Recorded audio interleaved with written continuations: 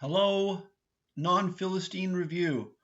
I have not done a video in a while, but I'm going to do part two of uh, the book by W.L. Morton, Canadian historian, on the Progressive Party in Canada. This is 1920s. Um, Tonight is the night I heard about 16 people shot in Sydney, so I want to express my concern and sympathy to our Australian friends. Um, but this is taking us back into another era, um, in the history of the world and in the history of Canada, focusing particularly on Western Canada during the 1920s politically. But as we'll see, there's also a provincial uh, party in Ontario uh, that won the provincial election in Ontario. That's the United Farmers of Ontario. So it's mostly about Western Canada, but not completely. I'm just going to start by uh, reading the biography on Morton. So, W.L. Morton, born and educated in Manitoba, William Lewis Morton graduated from the University of Manitoba in 1932. The following year, he went to Oxford as a Rhodes Scholar and took his MA there in 1937. Professor Morton is the author of, among many other works, Manitoba, A History, as well as The Canadian Identity. He is currently, and this is, I think, published in the 1950s or 60s, he is currently Professor of History at Trent University in Ontario. So I will next read the chapter titles that I will be covering today, because in the first video I covered the first 4 chapters of this book. Actually, just the first 3 chapters. As I said in the first video, this book is just unbelievably dense and indicates that Canada is sort of, like a book you think is simple, and then you open it up and it's like, oh my goodness, this is complicated. That's Canadian politics, if anybody ever cares to look into it. So I go through chapters 4 through 9 in this video. The chapter titles are Chapter 4, The Progressive Movement and the General Election of 1920-21. It's the general election of 1921, but it covers the years 1920-21. Chapter 5, The Political Failure of the Progressives, 1921-22. 6, The Disintegration of the Federal Progressive Party, 1923-1925. Chapter 7, The Progressive Movement in the Provinces, 1922-1926. Chapter 8, The Progressive Group in the Constitutional Crisis of 1926. This is when there was a close election and the Governor General basically, now we'll get into the details, it was ridiculously complicated, but I think the Liberals won less seats, but it was close. The Conservatives winning several more, with the Progressives holding the balance of power, and the Governor General waited. He did not declare the Conservatives winners, and there was a whole by all the parties, but the Liberals and Conservatives mainly, power broking and maneuvers to try to make the other look bad, and then it ended in a second election in 1926, but we'll get into that. That's what he calls the constitutional crisis of 1926. And then chapter 9, The Progressive Tradition in Canadian Politics to 1935, where he really gets into some really important ideas in Canadian political history and Canadian politics. This guy is very smart. So I'll just draw people's attention to the chapter section marks on the video timeline, and if there's a particular chapter that interests you, just skip ahead to that. Also, the playback speed function. I usually watch long videos, especially academic videos like this, like long academic videos, at 1.25 speed, but people can do whatever they want. So some key terms here.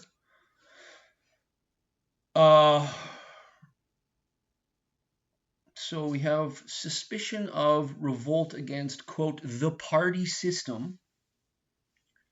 And when you hear the party system, read, quote, the Canadian Uniparty. That is LibCon Incorporated, whatever you want to call it. Another key term, constituency autonomy. And we will explain what this is. And this is core, central to the Western Canadian progressive movement. Constituency autonomy. We'll get into this. So there's a little teaser. I won't explain what that is yet. Some key characters in this drama of the 1920s in Canada. Very democratic period. Henry Wisewood of Alberta. I went to Henry Wisewood High School in Calgary, so he was honored with the high school being named after him. He was the United Farmers of Alberta. Well, they refused to have a party leader because the whole movement was against the party system. So Wisewood never became premier, but he was the sort of philosophical head of the United Farmers of Alberta, who became the government in Alberta in the 1920s. T.A. Crerar of Manitoba, who was a progressive MP from Manitoba. He's a key character. John Wesley Defoe, the fiery classical liberal editor of the Winnipeg Free Press. Also a big power broker in Ottawa. He's very influential as a journalist, but also a power broker and commentator on politics at the time. Of course, we have Mackenzie King. And, I'm going to show this really interesting biography on Mackenzie King. Yeah. If anybody wants to delve into King more, I've got this biography, The Age of Mackenzie King, by Henry Ferns and Bernard Austrie. And here King is walking with no less than J.D. Rockefeller, showing that King was one connected son of a gun. Another key character is Arthur Mahan, leader of the Conservative Party and briefly Prime Minister, I believe, in 1925-26, also known as, quote, Borden's fixer, because, of course, Mahan was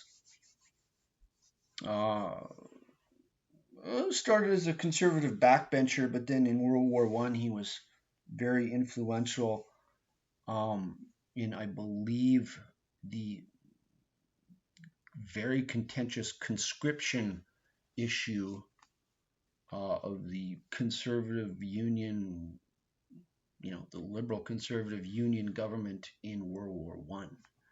So those are some key characters. I'll also just shamelessly plug my books, including I have recently, done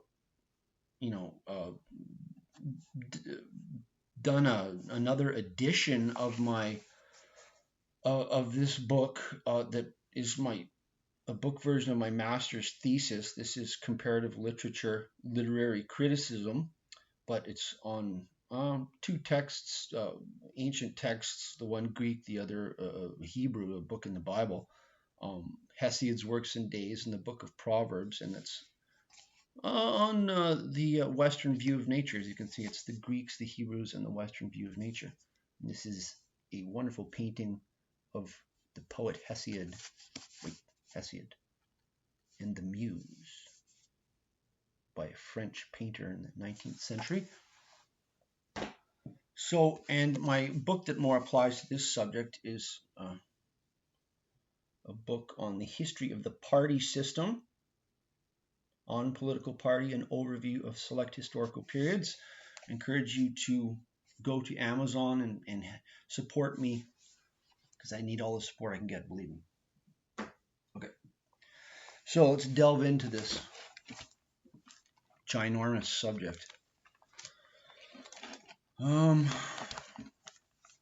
course, I started this in the first video, but I only got to the 1921 election. So we start here with chapter 5, the 1920-1921 period in the 1921 election. So a little background to the election of 1921. Obviously, coming out of World War I, there was the very contentious election of 1917, where the Union government ran a coalition ticket of the Conservatives and Liberals, or some of the Conservatives and some Liberal Unionists, who split with Wilfrid Laurier over conscription. And there was also the Wartime Elections Act that I believe Mahan was deeply involved in, that was basically rigged legally rigged the election for the Unionist Party by enfranchising the wives of servicemen, but disenfranchising Canadians who had arrived after 1902, which was to a large extent the Central and Eastern European Canadians. So it basically fixed the election for the Union ticket and rammed through conscription. Very contentious. Quebec in revolt over this. Defection from Laurier of the Liberal Unionists.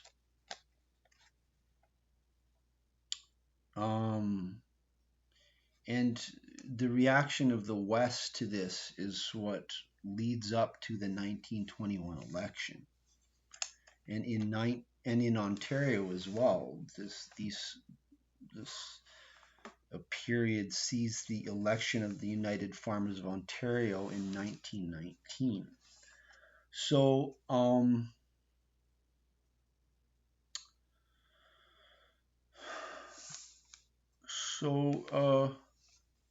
previous to 1919, free trade and likely agrarian proponents would have voted Liberal. This is important to remember. Including in Western Canada, the first government of Alberta was Liberal. The government of Saskatchewan was Liberal. If you had a problem with the nationalistic Conservative Party of Sir John A. Macdonald and the British Empire connection, and you were pro-free trade, you historically voted for the Liberals. But as Morton explains, quote, resentment of the eastern wing of the Liberal Party at the Convention of 19 led to the progressive movement and the rise of a third party in Western Canada, primarily in Western Canada, but also in Ontario at least. Within the Progressive Party, two groups, the Manitoba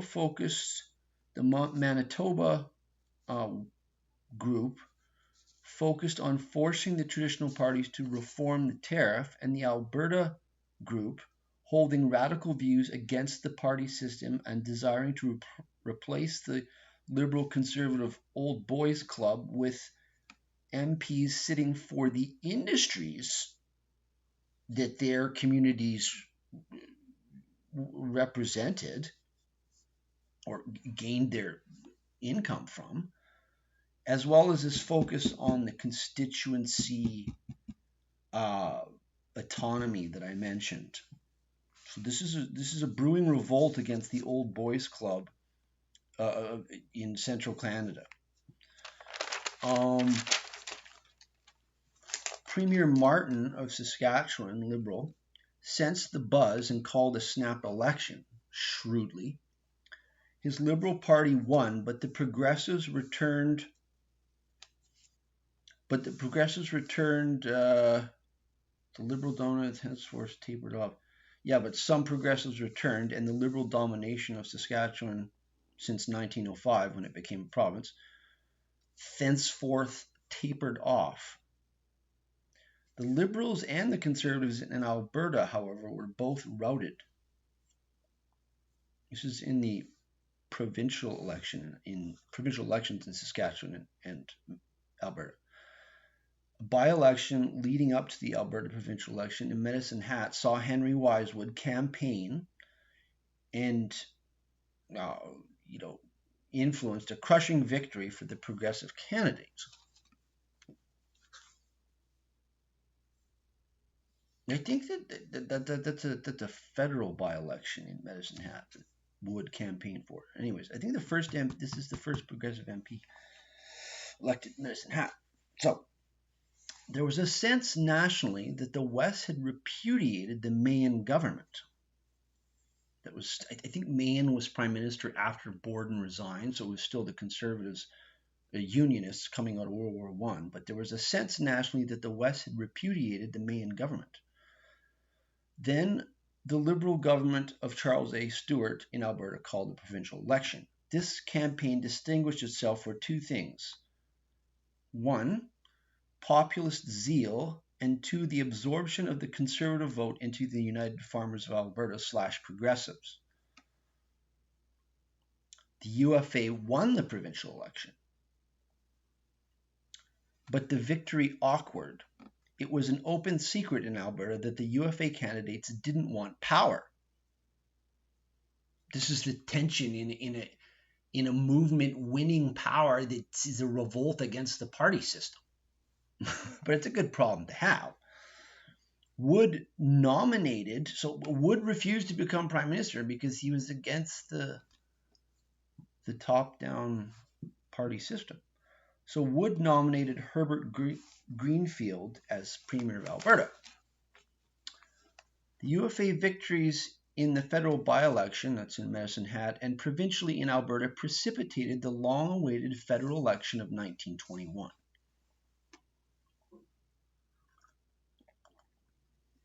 Prime Minister Mahan opens the campaign with a thundering speech to 3,000 in the Grand Opera House in London, Ontario.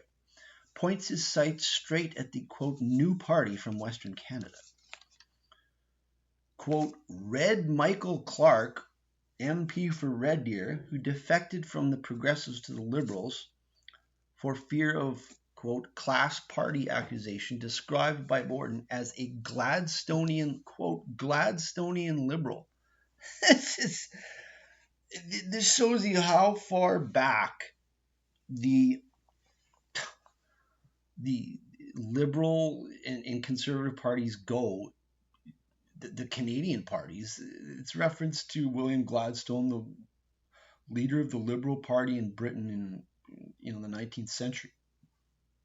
We have this MP from Red Deer being described as a Gladstonian liberal. Wow. So Clark's defection didn't dim enthusiasm in the West, but used as ammo. But the Liberals' machine in Central Canada used his defection as ammo against the Progressives, saying, look, one of your guys is already defecting to us, just don't even try. So, so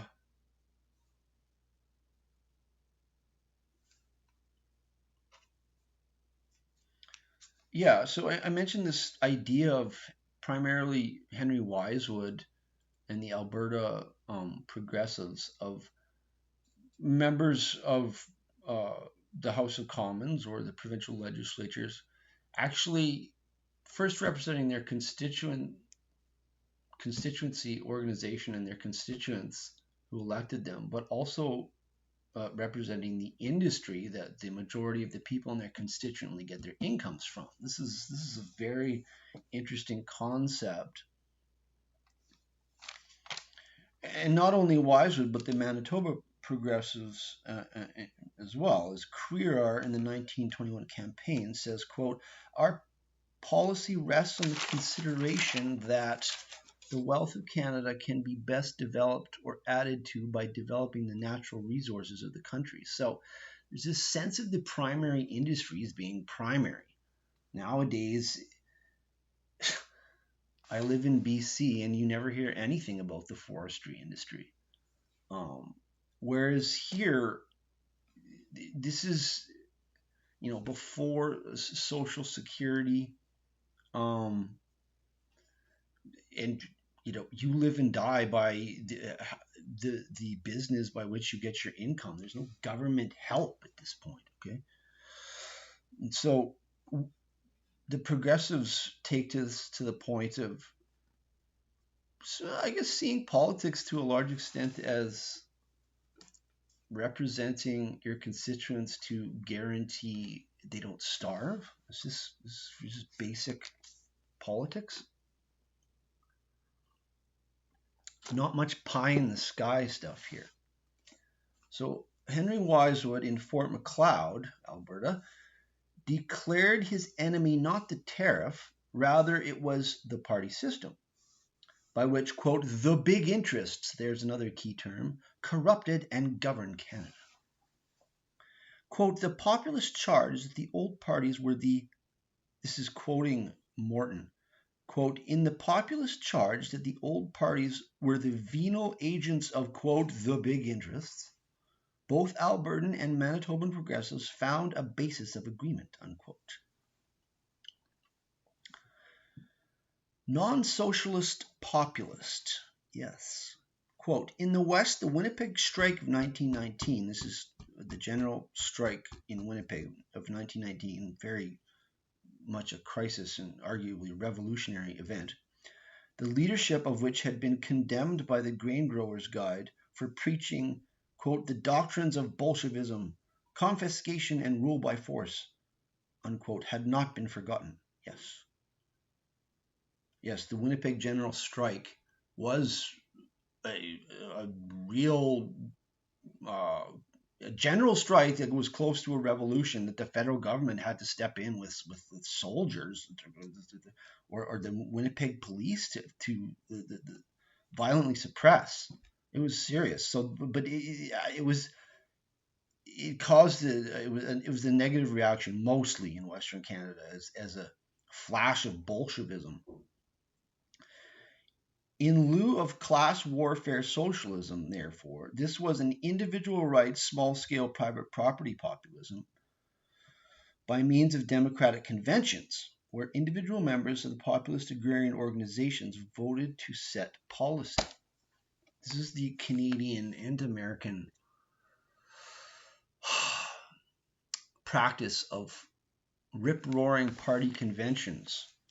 But the populist ones in Western Canada, the delegates actually set the policy of the party.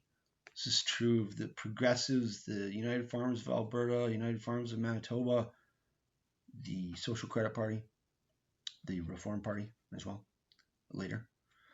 An extraordinary central feature of progressivism was insistence on no interference from the upper echelons of party organizations in the autonomy of local constituency nominations. Yes, the local constituency association picks the candidate. There's no party backroom boys that parachute in a candidate or ram it down the constituency association's throat, as happens today with certainly the Liberal Party and sadly the Conservative Party as well. So things haven't changed, obviously. In fact, they've gotten worse.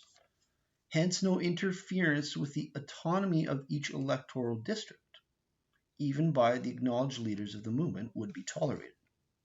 The only attempt, quote, the only attempt at organization was to call a convention. This local control called constituency autonomy. Roderick Mackenzie, a founder of the Manitoba Grain Growers, declared, quote, "The purport of the movement inaugurated by the farmers is that whenever the time comes to make a choice of representative to Parliament, the electors get together to make their selection, not the party upper echelons." Quote, "These methods were the foundation was achieved by the deliberate attempt to elect a representation which would not be made up of party-picked lawyers and professional politicians under obligation to the suppliers of party funds." So the progressives are fully aware of what is known as the Ottawa disease.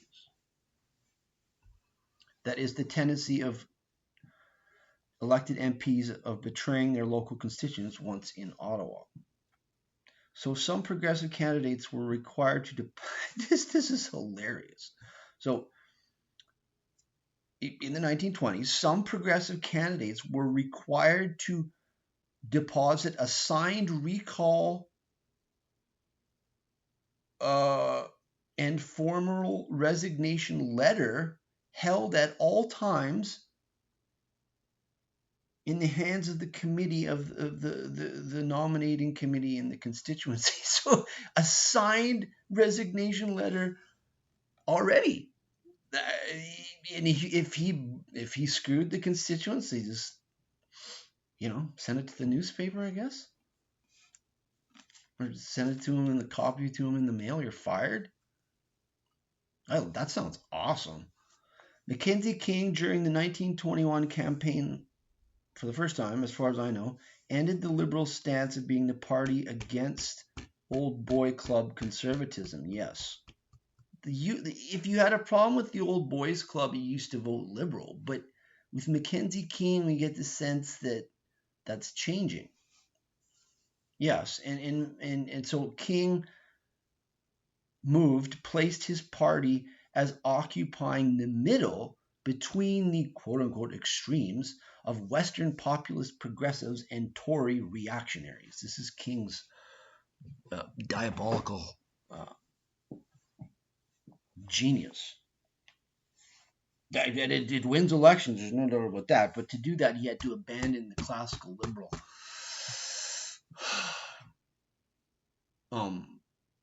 principles. It's just more of a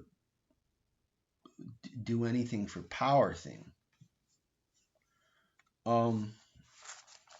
Which the Liberal Party still is. They believe. What do they believe in? They believe in winning elections. Period.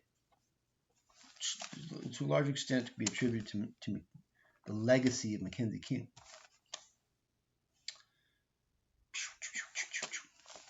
Okay. So, stunning geographic and historical political sweep in this statement. We think of, the past transportation technologies not being as good, but gosh, listen to the geographic scope of this statement. So the Conservative Party they're talking about here. The Conservative Party suffered an unparalleled, though by no means unexpected, defeat in the 1921 election.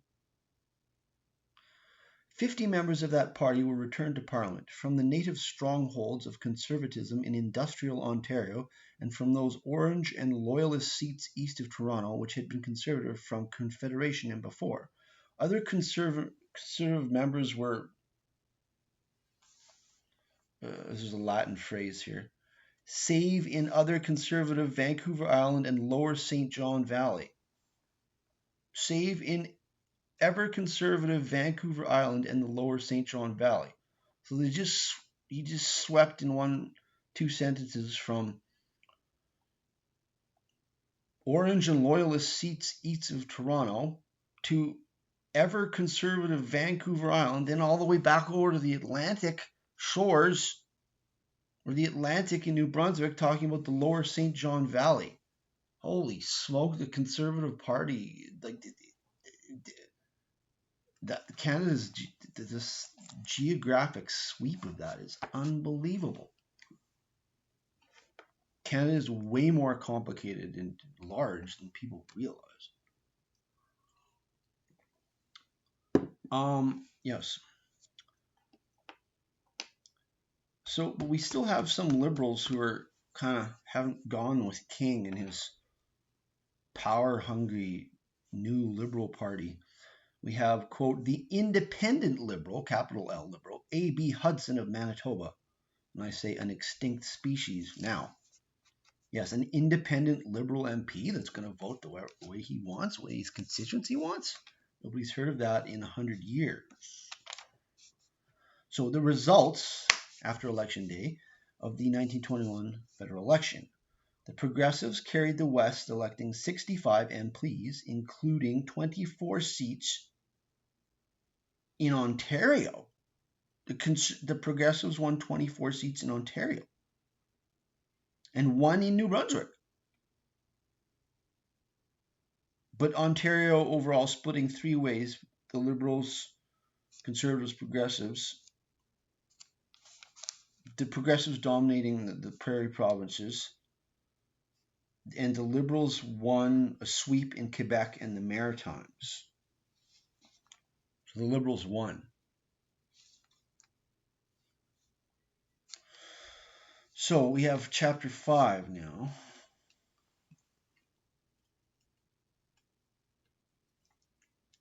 The political failures of the Progressives, 1921-22. Wow, if they just get elected and he's already talking about failures, let's see what happens. So Clifford Sifton is another key character. Big, he's a powerful Liberal cabinet minister from the Laurier years.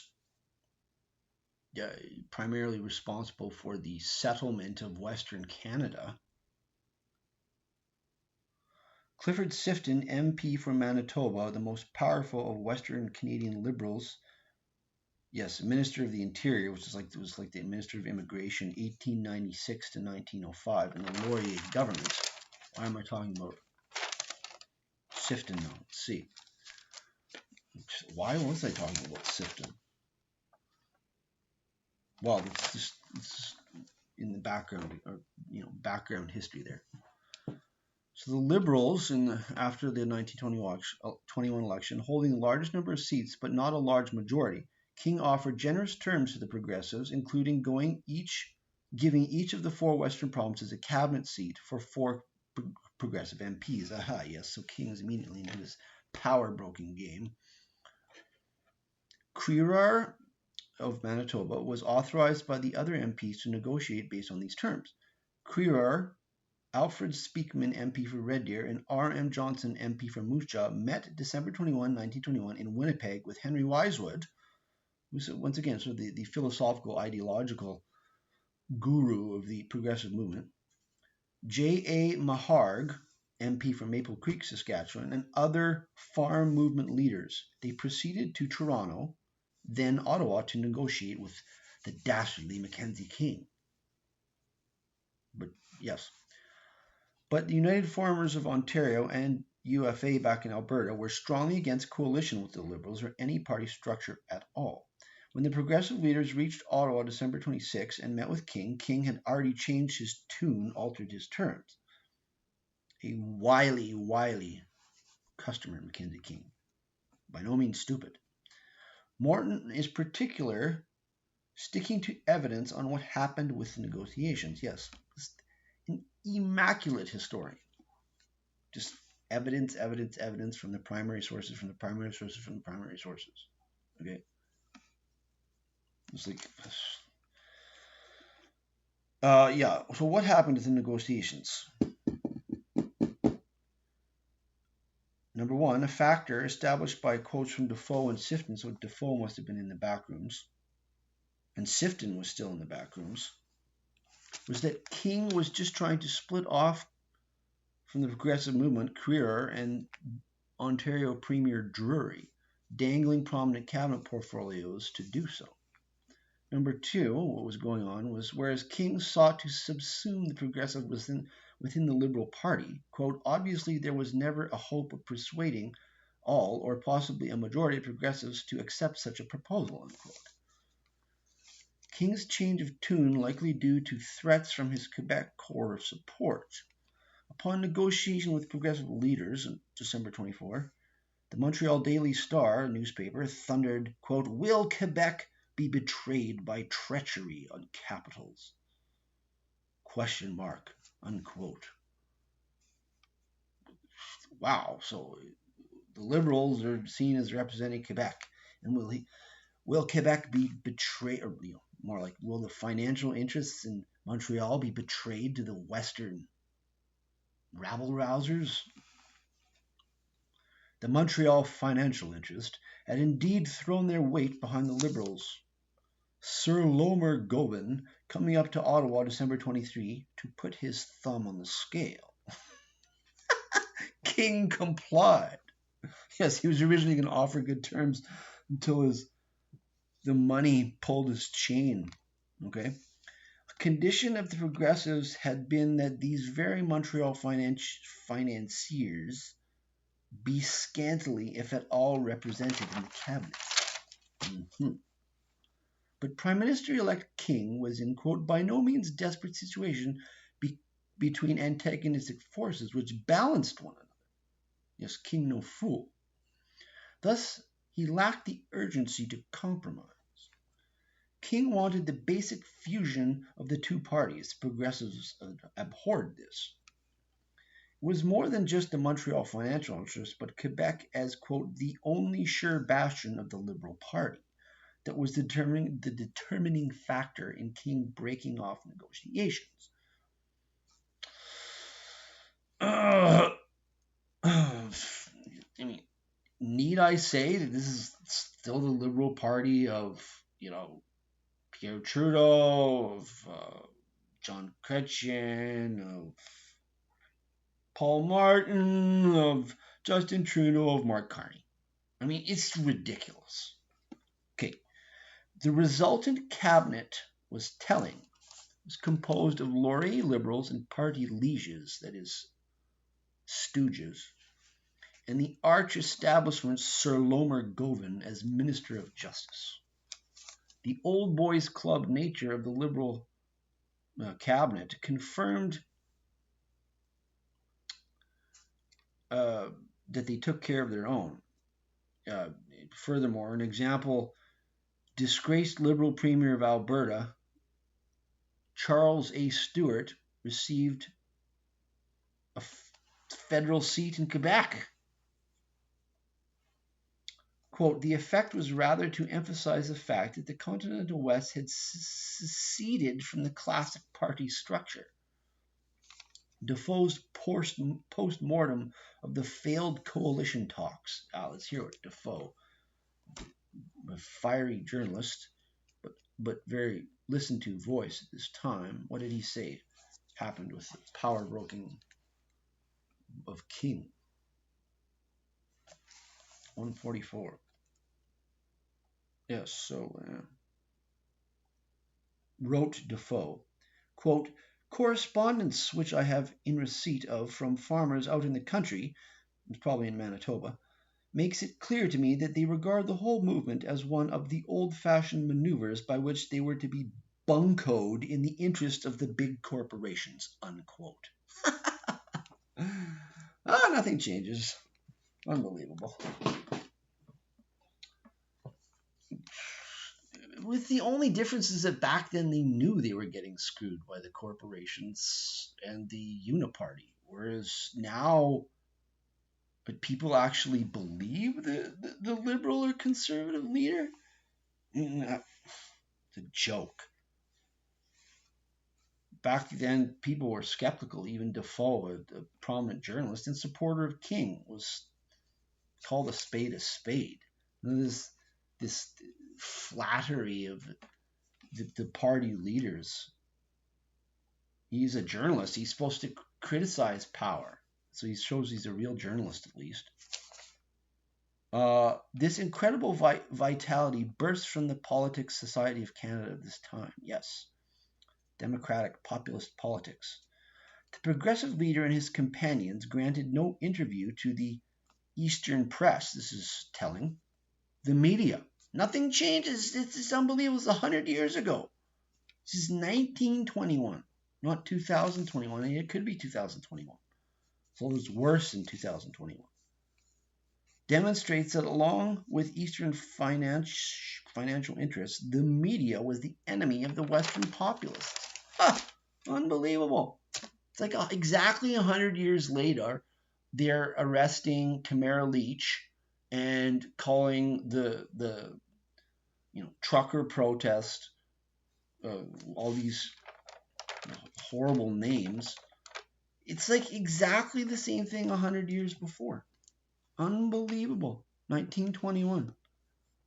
The progressives further emphasized their abhorrence of party by refusing to become the official opposition, despite having won the second largest number of seats. Of the 65 progressive MPs, 52 are active farmers. Amazing. And up to certainly in the 19th century, MPs didn't receive a salary, or if they did, it was minimal. They had to have a business, an occupation that paid their own bills. There's no income tax. Oh my goodness. Or maybe the income tax came in World War One. Anyways. Other progressive MPs were clergymen, school teachers, and lawyers, small town lawyers. So, quote, progressive during the early 20th century meant more what today we would call populist. And number two, moving past the traditional conceptions of the two-party system, individual members of legislatures, they considered them progressive means kind of moving past the two-party system. Number three means against the uniparty big interests. Or even more radically, in an anti-establishment sense, it's tending to revolution, but not in a communist sense. We'll see this. The Alberta Progressives called, this is in the House of Commons, the UFA members. So they're obviously closely linked with the United Farmers of Alberta government in Alberta and the political philosopher Wisewood.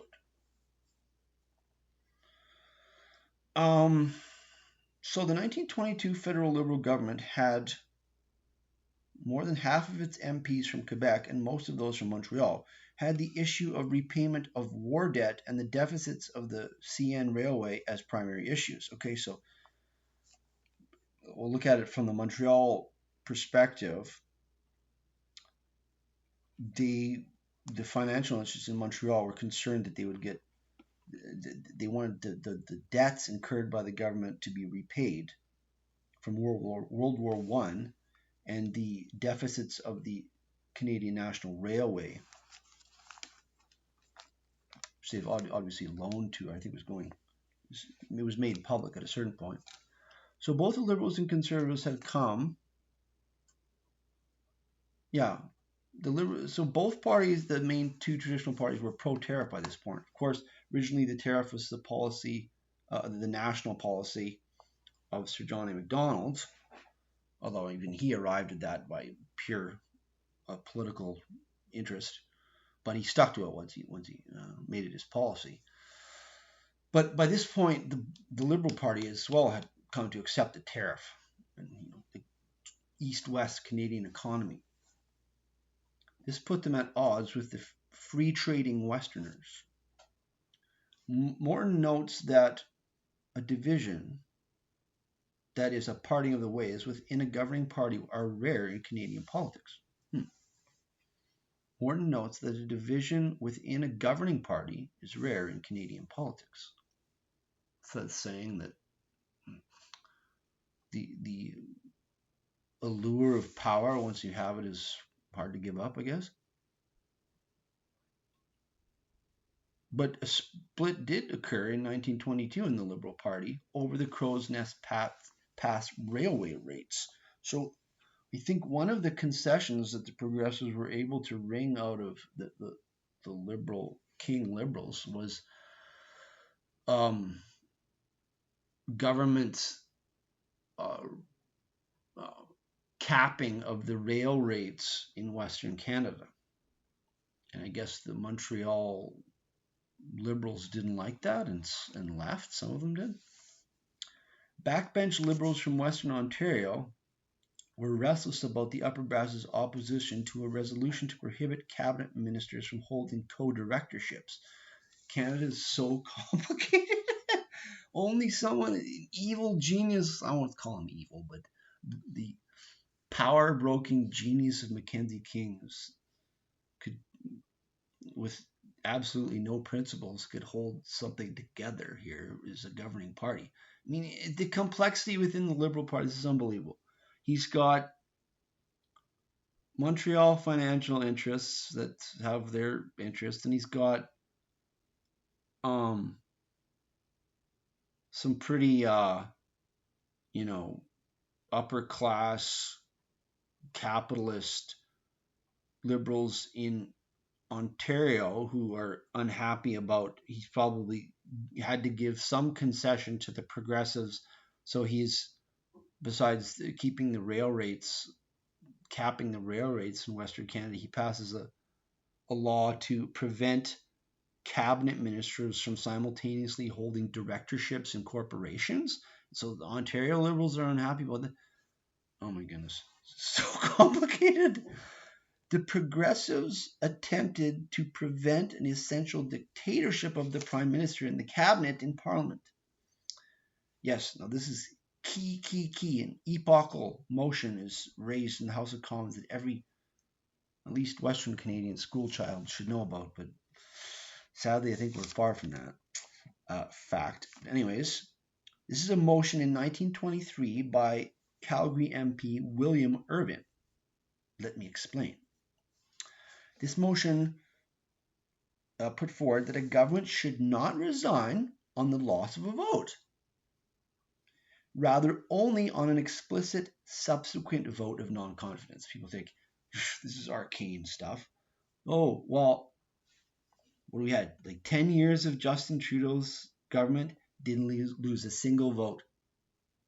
Is that a coincidence? Was he just universally popular on every bill that happened to come to the floor? No.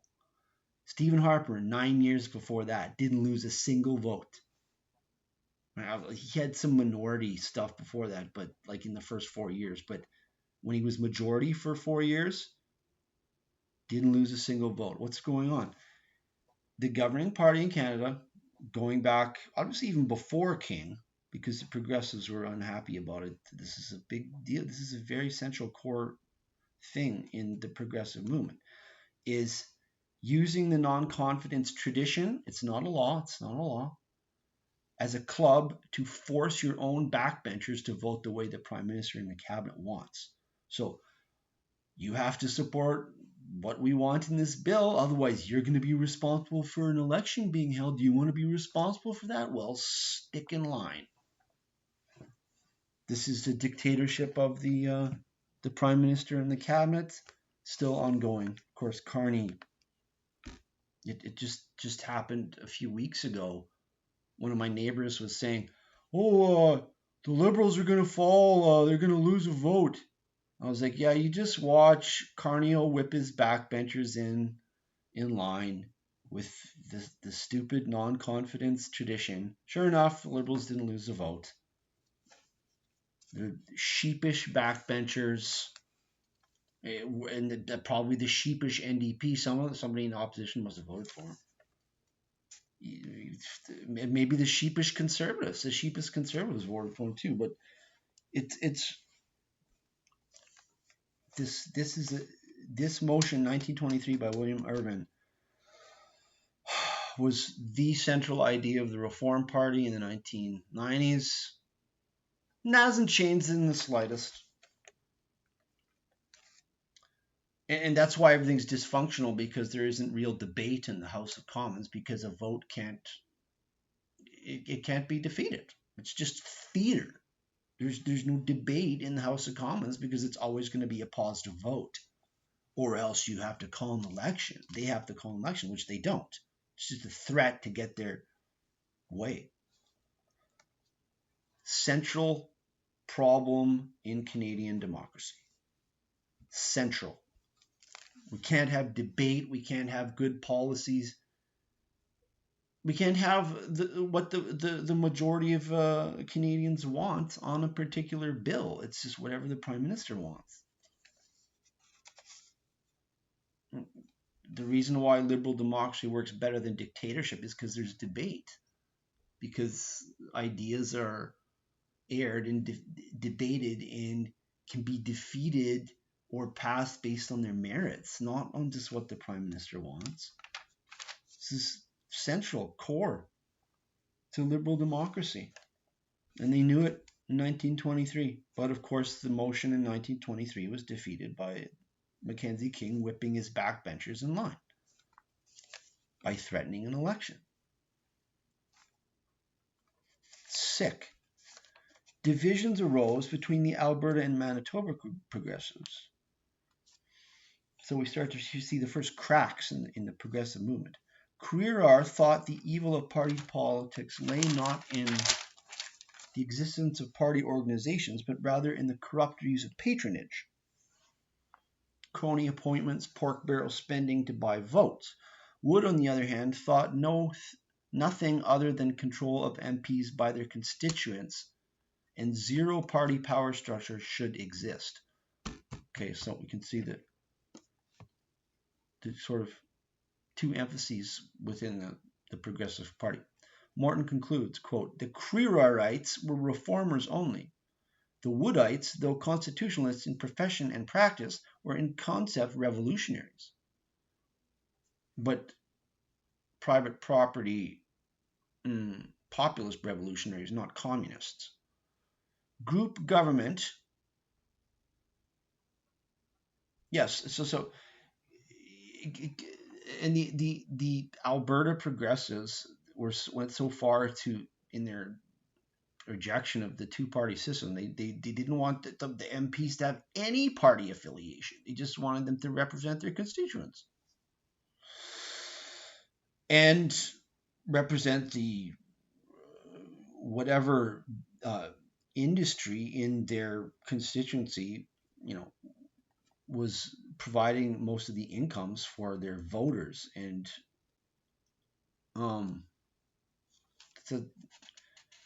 Morton kind of slags this by calling that latter idea, quote, anarcho-syndicalism.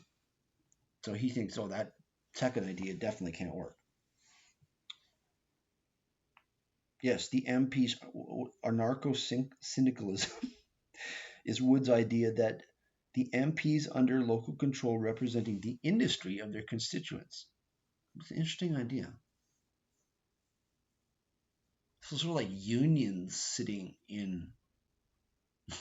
it's like the steel worker MP, and then there's like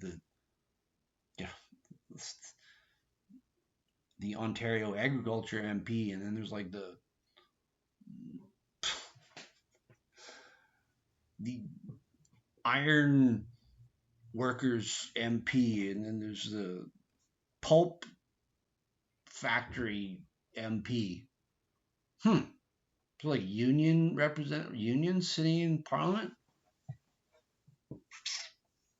That's interesting.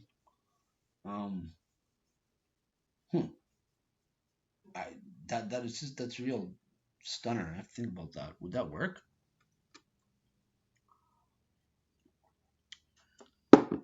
So the Alberta Progressives stuck to their guns and split the party. They would brook no compromise that sacrificed the control of the MP by his constituents to a central party office. This is 1922. So we're on to chapter 6. The disintegration of the Progressive Party 1923 to 1925. So the newspaper, the UFA, was the official organ of the Alberta Progressives. We have a quote here from the Alberta Progressive View. And I say this is frankly awesome.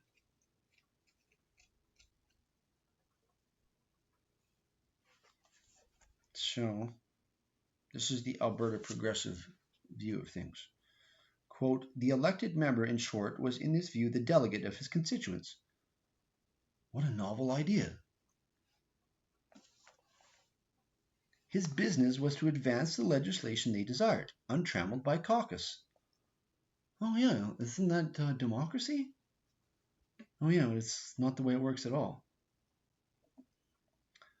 Continuing, quote, neither he nor a party organization was to spend time and energy in working for his re-election, nomination and election being the exclusive business of the voters.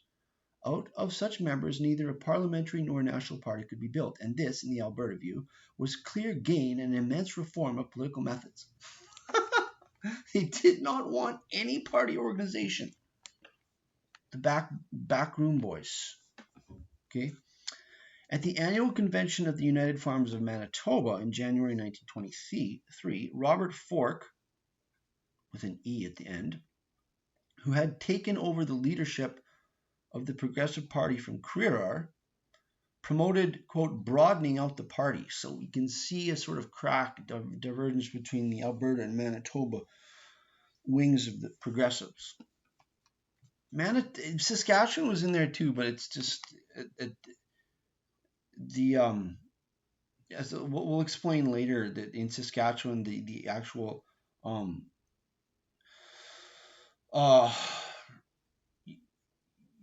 agrarian locals, like the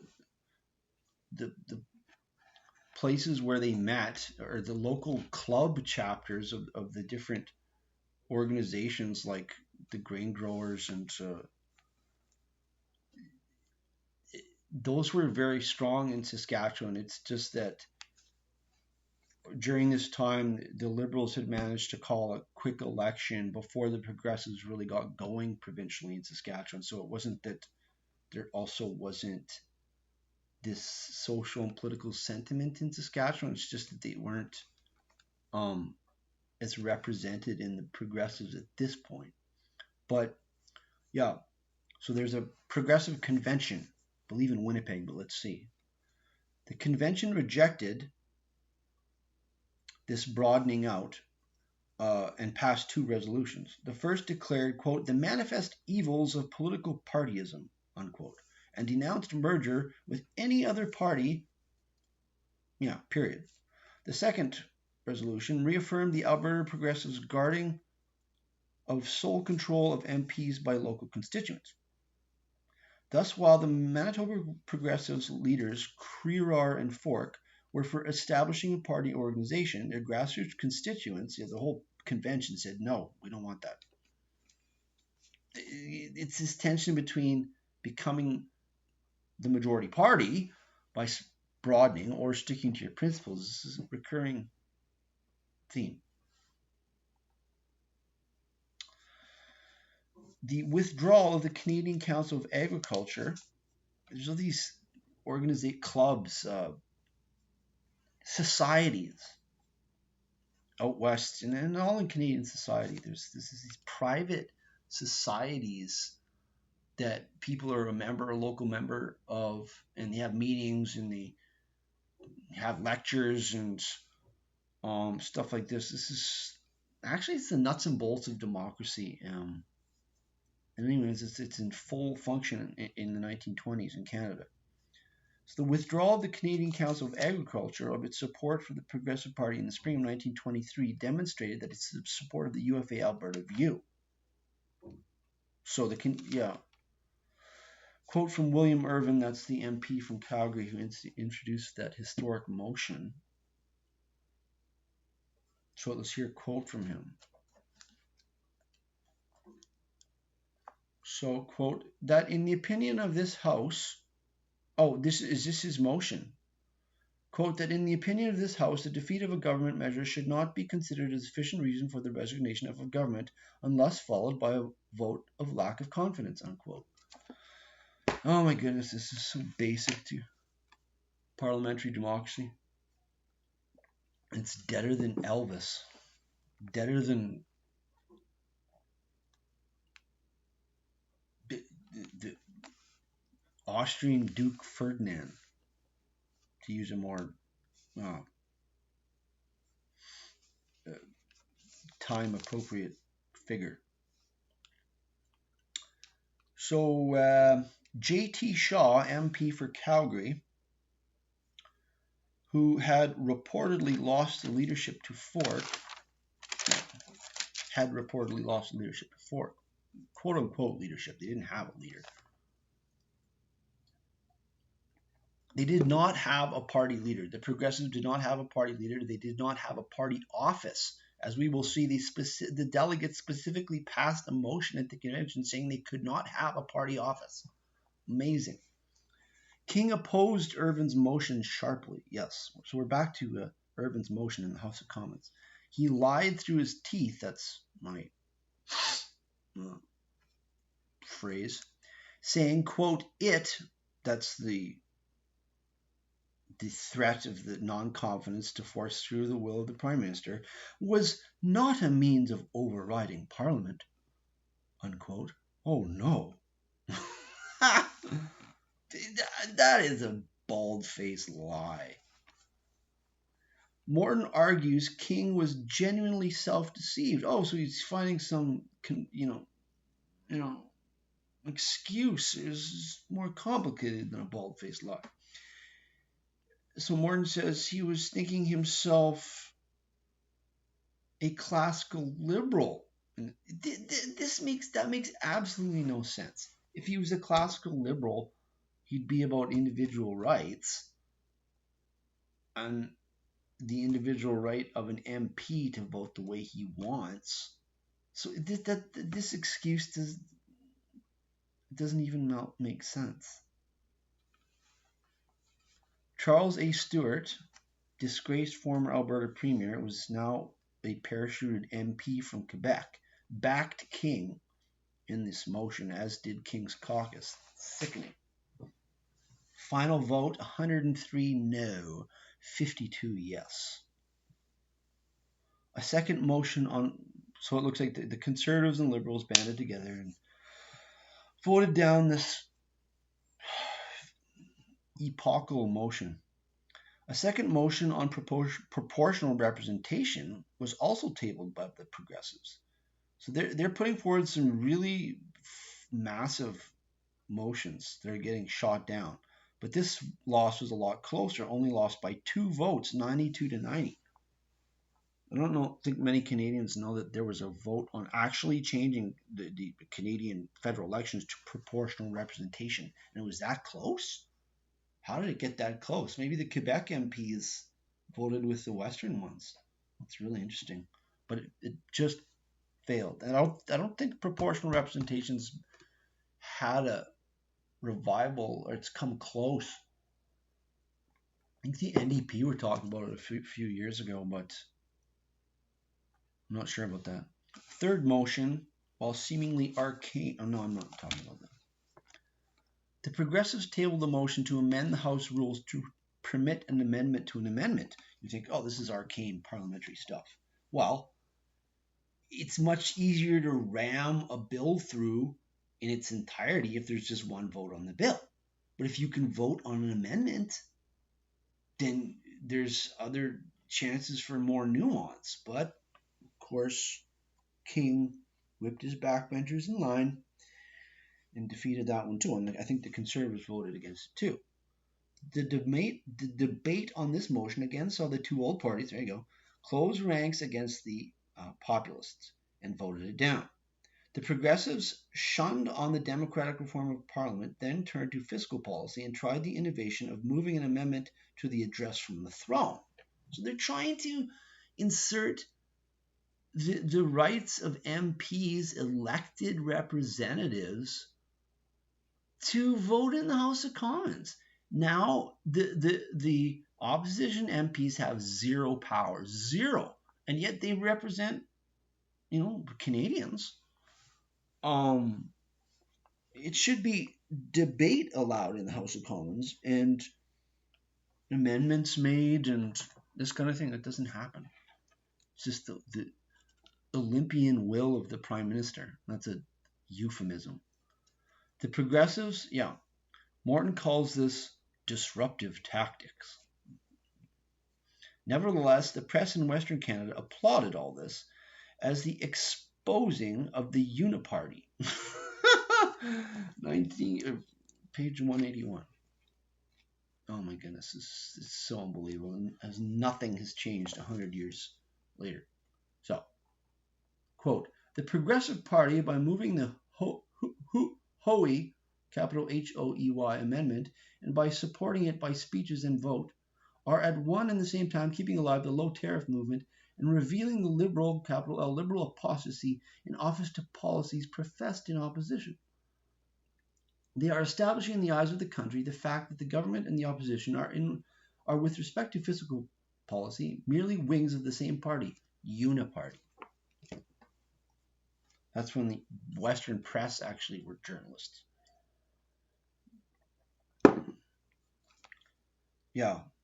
MP Shaw of Calgary had behaved, quote, in, quote, unruly fashion, unquote, at the Progressive Convention in Winnipeg that had replaced Queerer with Fork.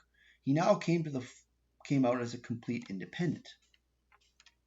He moved a sub-amendment to the Progressive Amendment to the Address. Oh my goodness, the power just went out here in Vancouver. This is unbelievable. Oh, this is really cool. The power just went out. Unbelievable. Uh-oh, hopefully I have enough batteries. What the heck? What am I going to do? What am I going to do? What am I going to do? I don't have the internet. Ah! Oh my goodness. It's crisis time. My phone. Yeah.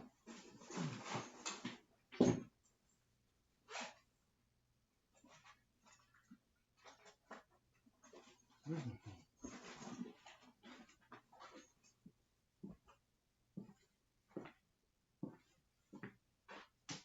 Thankfully, I have lots of batteries. Come on, you dang thing.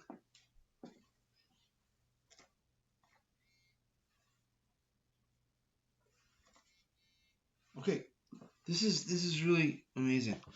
The power has gone out in Vancouver. But like a true democratic survivor, I'm going to keep reading from my freaking notes. This is really cool. I'm going to do this. This is weird. I put it like this. Just freaking.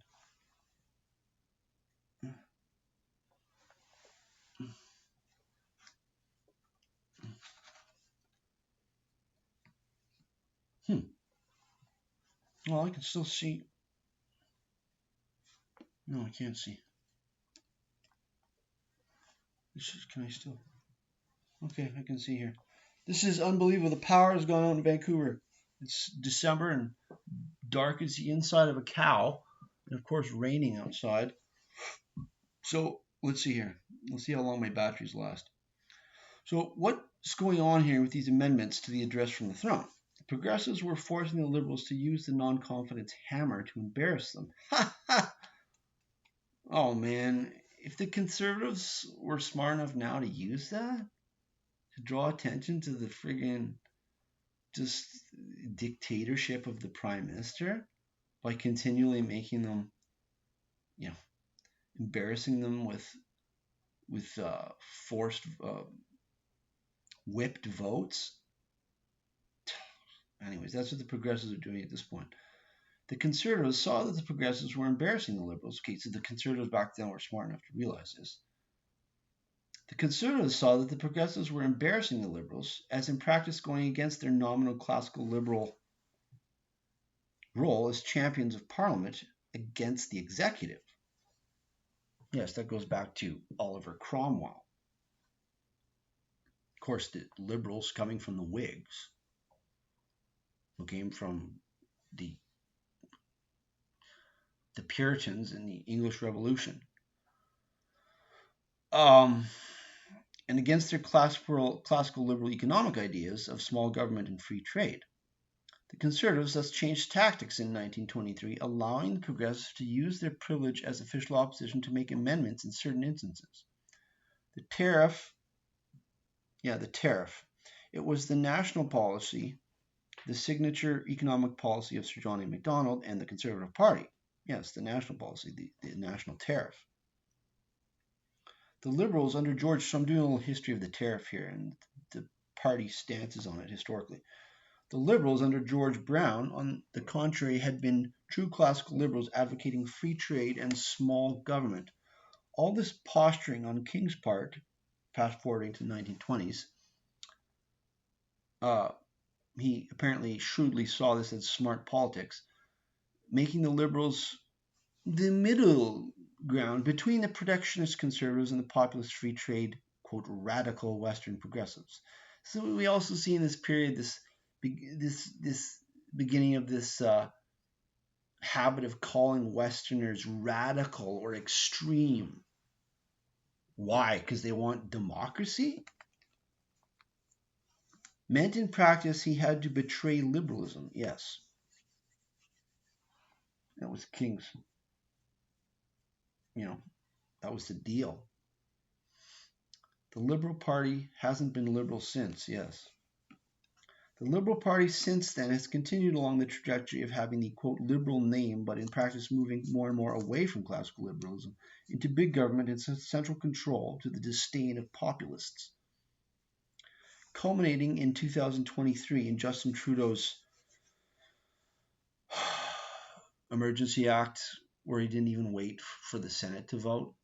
I mean, it's just so freaking depressing. I'm not even going to get into it.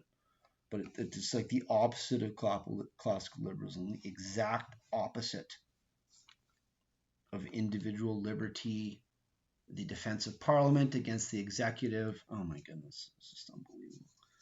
The evidence from the 1920s argues that Mackenzie King was the intermediate transitional figure in this, though Pierre Trudeau was the more consequential. For example, first calling out troops during the FLQ crisis. Yes, the Liberal Party selling its soul for power. It's like basically like, is water wet? Is snow cold? Morton calls W.S. Fielding, quote, the old statesman of the Liberal Party. I think Fielding was, he was the finance minister under Laurier, longtime Laurier minister. A.R. McMaster, the Liberal MP for Brome, Quebec, voted with the Progressives repeatedly.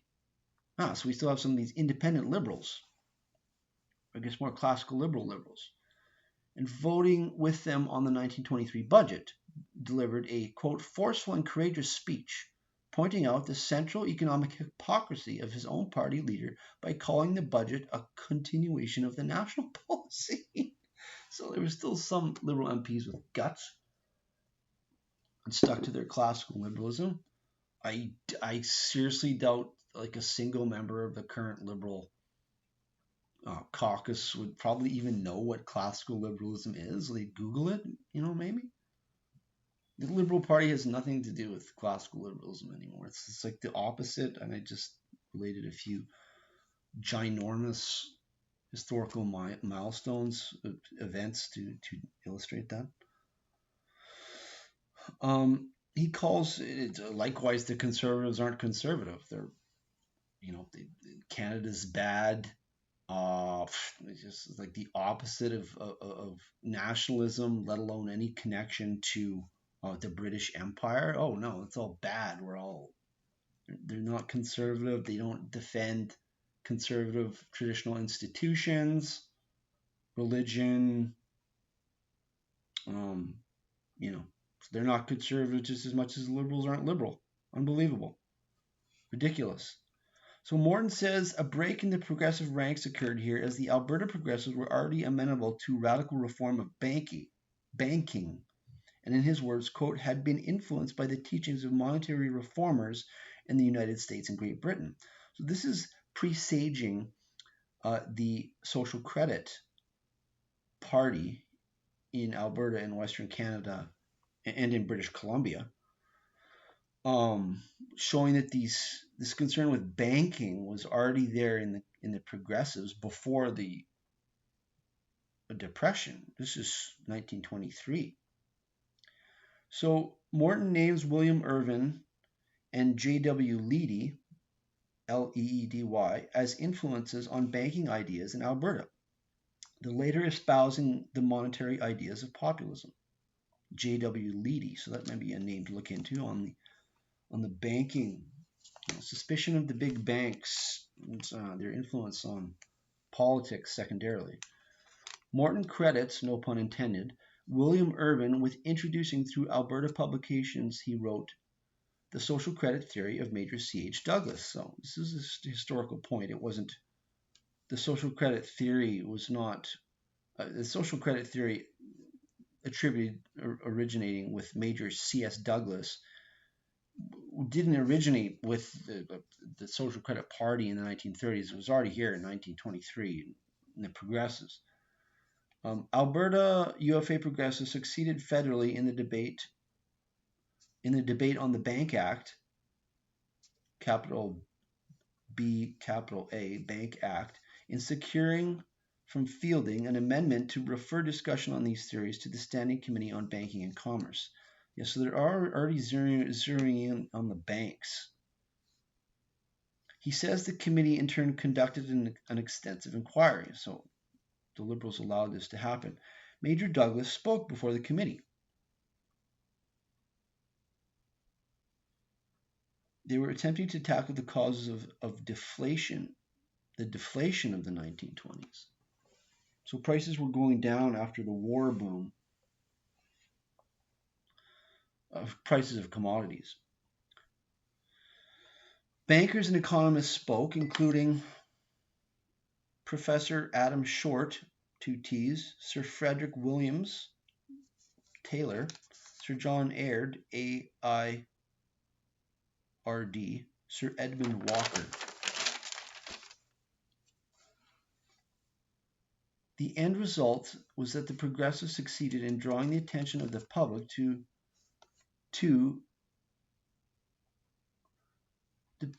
their new theories, to 2 of their new theories. One, that public policy, not private individual banks, should control banking by means of a national bank. So this is the social credit theories, where social credit meant control of banking more in the interest of the people, not the banks, but can also tend towards a central bank. So, and number 2, that the existing banking system ill-suited to agriculture. From the committee, this is on banking, the Progressive MPs proceeded to take this war on the banking system into the House of Commons. They proposed that the Bank Act and bank charters be reviewed every year. I think that's an excellent idea.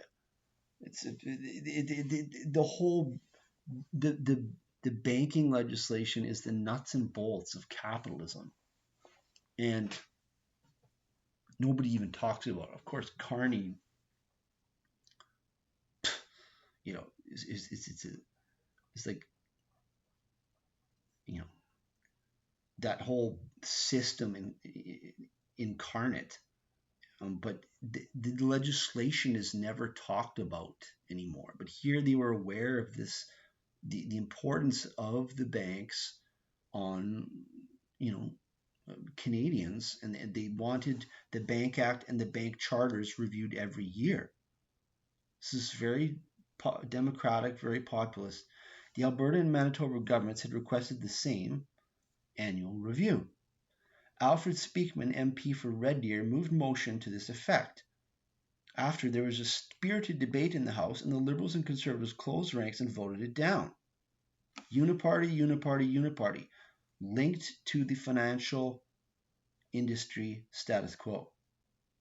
Depositor insurance was another idea floated by J.S. Woodworth.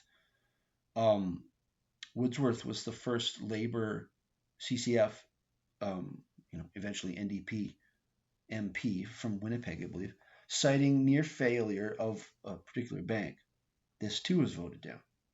Further progressive amendments trying to cap interest rates at 7% and to require banks to report loans over 5% of their capital reserves also voted down. So they're trying to look into the bank's books to see who are the big interests that they have loans out to.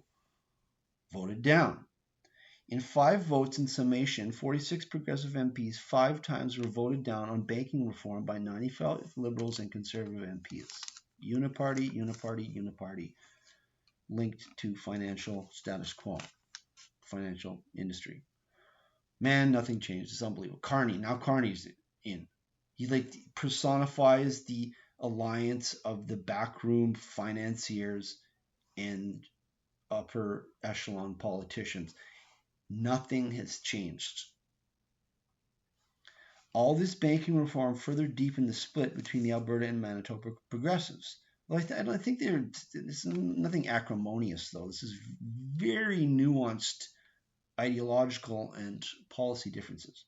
The Manitoba MPs were unable to follow so far their more radical Alberta brothers. This is an exotic video? I can't believe this.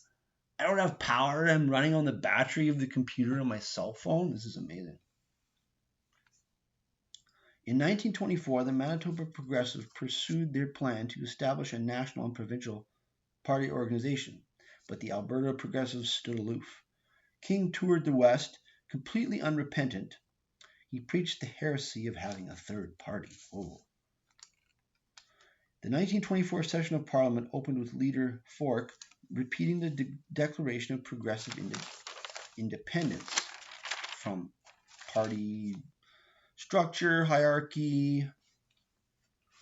The goal of the Manitoba Progressives was to force the Liberal Party to return to free trade. Yeah, so the Manitoba, as the Keystone Province, always feels it has to be listen to both camps, the Western, revolutionaries and the Eastern status quo, steady the ship. That's Manitoba's, the way at least the Manitoba Progressives still see themselves as trying to actually get some influence on the two main parties, whereas the Alberta Progressives don't really care if they're not in power. They're just trying to stick to their principles. The goal of the Alberta Progressives was to bust up the Uniparty Old Boys Club completely. So they're just... Morton summarizes the latter, quote, "To the doctrinaire progressives, the old parties were identical," unquote. And if the government fell on a vote, this wasn't something to fear. Of course, because it should be dependent on what the majority of MPs want, not what the Prime Minister wants. They repudiated the non-confidence tradition without an explicit subsequent vote as such. M.N. Campbell, on the secession of the Alberta Ginger Group, so the Alberta wing of the Progressive started called the Ginger Group after some individual. In 1924, the progressive movement, quote, "was conceived in political liberty and dedicated to the idea that the people must create their own political machinery and through it control their own political destiny. It was not brought forth in the House of Commons, nor in the House of Commons will it die." So he's saying the Liberals and Conservatives can vote down this motion against the non-confidence club, but we still know, constitutional history, and it wasn't always this way. Sir John A. Macdonald allowed free votes on very contentious bills too, and we won't forget it. This is what this guy's saying. He characterizes the Ginger Group as adhering to, quote, "the basic doctrines of Alberta progressivism." Also, Ontario and Manitoba MPs were part of the Ginger Group. It was mostly Alberta progressives, but also Manitoba and Ontario MPs. The Ginger Group and the rest of the progressive MPs continued to cooperate, but the former met separately and was admitted to committees of the House separately. So this is not an acrimonious split. This is, once again, nuances of ideology and policy. Manitoba progressives had sympathy toward the Liberal Party, and because Manitoba was settled when the Liberal and Conservative parties of MacDonald and Laurier were still, like, you were born a conservative or a liberal back in the, you know, Confederation days, or if you came from a particular area. Um, and Manitoba was settled mainly by Ontario people who still had that traditional identification with the Liberals or Conservatives. But by the time people got out in Alberta, it was the the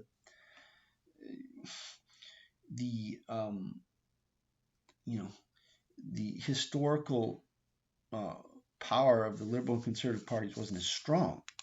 The Alberta Progressives saw both the Liberal and Conservative parties as the same, the tool of the financial and economic, quote, big interests, the tool of the, quote, metropolitan domination of central Canada. They increasingly saw society as divided by class. So this, we're getting Marxist, communist, at least similarity in uh, um, terms, but the difference between this progressive populism is that it's private organizations like the the agricultural societies in the local community, cooperatives being formed in cooperative companies, cooperative banking. It's not statist. It's not one communist party. It's another way to solve the class problem, the domination of the upper class over the working class. And I think a much more democratic and Canadian and American response to the problem of the abuse of the upper class over the working class. With the economic depression after World War I, 1924 heard first the talk of separation of the West from Confederation. Fork can be seen succumbing to the Ottawa disease by dismissing such talk as solely rural, quote unquote, this is my addition, Hicks, speaking to an audience in Montreal. So Fork starts to succumb to the Ottawa disease.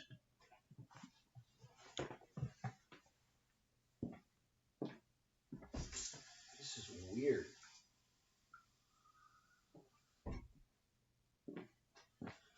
Getting some exotic Canadian. Oh, but this is not. It's like I'm in Vancouver. It's not like out in this, middle of nowhere. This is making Canada look like 100 years ago. This is ridiculous. Crisisof spoke at a meeting in Regina, July 1925, so we're into 1925, and attempted to revive his vision of a party that disowned class doctrine and appealed to the East. So because of the Winnipeg General Strike in 1919 that had degenerated into violence, the Manitoba Progressives are afraid of communism. So now we're into chapter 7, the progressive movement in the provinces. Yeah, so now we're going to look at the provincial manifestations of the progressive movement. It was manifest in these various third parties in the provinces,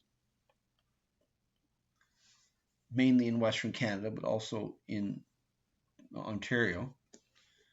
And even in the Maritimes, there was, I think, some of these progressive parties. So the breakup of the federal progressives moving toward 1925 was partially due to the move towards the provincial, quote, progressive parties. So this is an important point. The United Farmers of Ontario were in government in Ontario. This is something people don't know about Ontario, that the United Farmers of Ontario actually became the government of Ontario. But the United Farmers of Ontario lost the election in 1923 due to the same factors that were impacting the federal progressives. These are the split between resisting becoming a traditional party and, quote, broadening out. It's that tension. And that same tension occurred in the Reform Party. I could get into that, which eventually saw the crushing rise of Stephen Harper, but that's for another video, that's for sure. Federally, Alberta again voted progressive in 1925 and UFA provincially. The United Farmers of Manitoba captured government in 1922. So we have third parties getting in government in Alberta, first in Ontario, then Alberta, then Manitoba. Canada is very democratic. People don't know this. Like in the States, they had a few third parties, including the Progressive Party in the 19th century, the late 19th century, but they could never win power in Washington. And even in the States, they may have captured some of the governorships, but I'm not too knowledgeable with that, but not to the extent as in Canada. Because in Canada, there was third parties eventually in all four of the Western provinces, including British Columbia.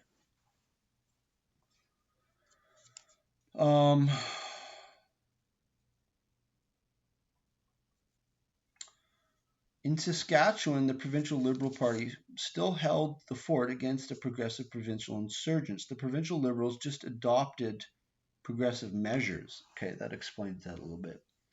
So this is an important point. The pivotal point in the movement was the failure of progressivism in Ontario to become a broader populist party outside of agrarian constituencies. It's actually, there was echoes of that in the Reform Party as well. Numbers of members in the provincial progressive parties. So some just stats here on membership. 60,000 members and 1,600 clubs in the United Farmers of Ontario in 1921. Shows you the incredible local democratic nature of Canadian society at this time. 38,000 members in the United Farmers of Alberta. 29,000 in the Saskatchewan Grain Growers Association. So you see that the United Farmers of Alberta started as local agricultural society meetings and local chapters of this association, but it went into politics. And you see this in Saskatchewan. It's still a meeting in local meetings of the Grain Growers Association, but the grain growers didn't go into politics like the UFA did. United Farmers of Manitoba, same thing. The United Farmers of Ontario, surprising victory in 1919. Yeah, it was the first victory of a third party. Explanation and details. Oh, I can't get into that. I can't even read the book at this point. Great telling quote from UFA Premier of Ontario Drury. Quote, "We are not after votes. We are after principles. We don't care whether we control the government or not," unquote. Oh, wow, you hear a politician talk like that? I'd vote for that guy. I don't care what label he is. Summary. Boiling the issues down to the central bone of contention, what the progressive movement was about, it was about, number one, constituency autonomy from the bigwigs.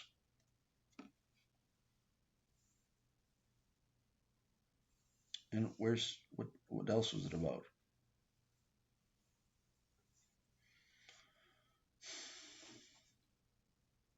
Well, about two, establishing power in legislation bottom up by people in local constituencies choosing the candidates, delegating the candidate to represent their concerns. That is about overthrowing the practice of party officials or leaders choosing candidates and imposing policies top down. The progressive movement was about a revolt for bottom up over top down.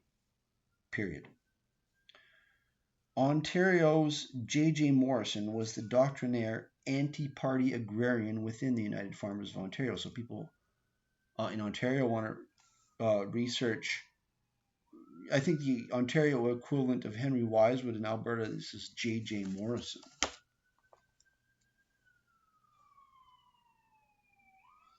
Pretty widespread power outage in Vancouver. Sure enough, the police station over there still has the lights on. They must have a generator. Unbelievable. The central bone of contention reiterated here. The United Farmers of Ontario Convention reaffirms its adherence to the policy of constituency autonomy.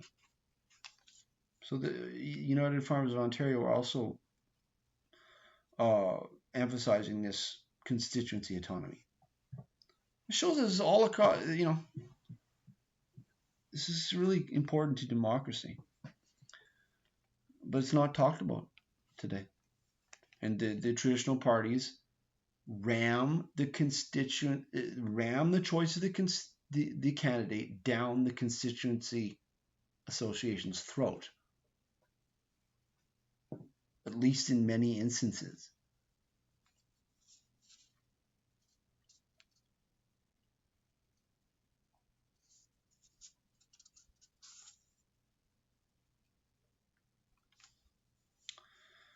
Yeah, so we have to recall that prohibition of alcohol was enforced in the early 1920s. The provinces passed, I think every province except Quebec, the provinces passed laws, and then the federal government also passed laws prohibiting sale of alcohol across international and provincial boundaries. But of course, there was a lot of abuse of it, or getting around it. Believing that the present, quote, yes, the UFA Convention of 1922, this is a democratic clinic here. The convention declares, the delegates declare, believing that the present, quote, believing that the present unsettled conditions in Canada politically are due in large measure to the dissatisfaction with the party system of government, ...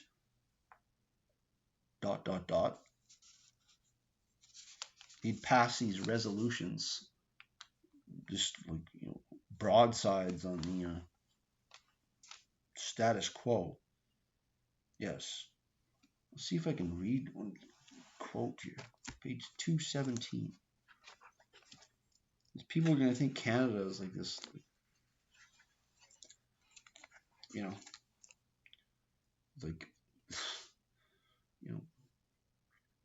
dysfunctional or backwoods place where we don't have electricity. This does not happen very often. Yes, so quote, page 217. So this is still from the UFA Convention, United Farmers of Alberta. Quote, each representative is answerable directly to the organization in the constituency that elected him. We aim to develop through the study of social and economic problems an intelligent, responsible citizenship. Thus organized, citizenship becomes the vehicle not only of intelligent voting, but also of intelligent guidance of elected representatives. The full recognition of the supremacy of the organization in all things does not nullify the importance of a platform, unquote. So these are thinking people back then who value the individual and the education of the individual. This sounds like very Jeffersonian. This is not communism.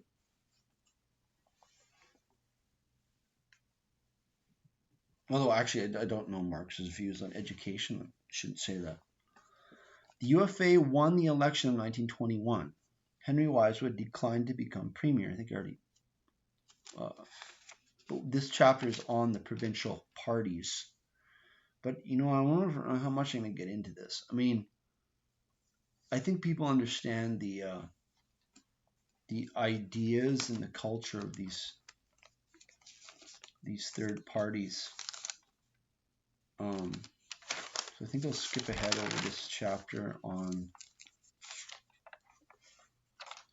This is interesting. Manitoba considers Alberta and Saskatchewan its, quote, sister provinces to the west, unquote.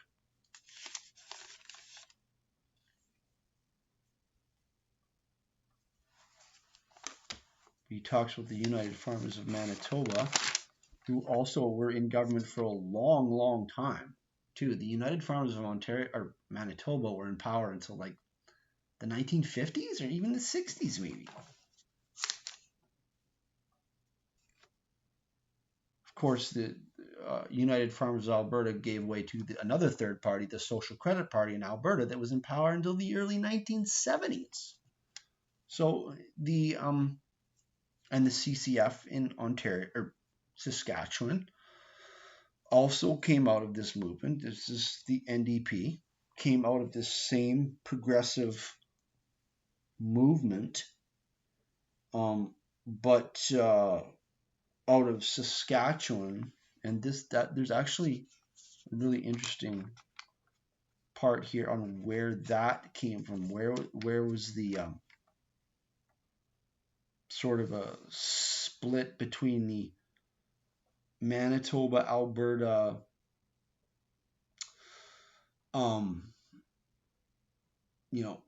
individual rights, small government progressives, populists, and the more party-based socialist CCF NDP in Saskatchewan.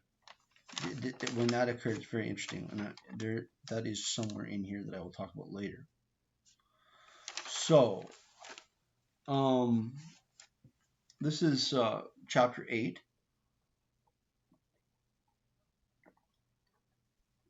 The election of 1925 and the constitutional crisis of 1926.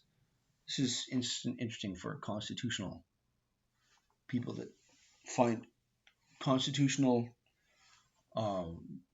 parliamentary history interesting. Canada's always been so complicated. It's got incredible examples of how complex constitutional situations work in the parliamentary system.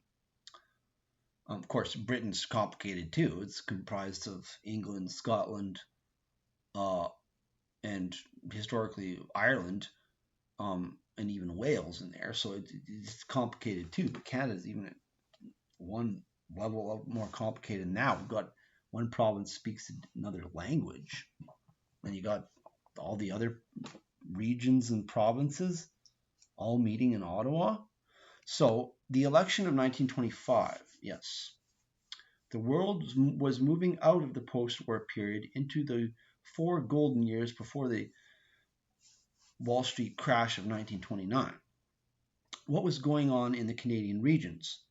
In the Maritimes, the quote maritime rights cry was raised, but the farmers' organizations were not strong enough, and the cry was taken up by the Conservatives.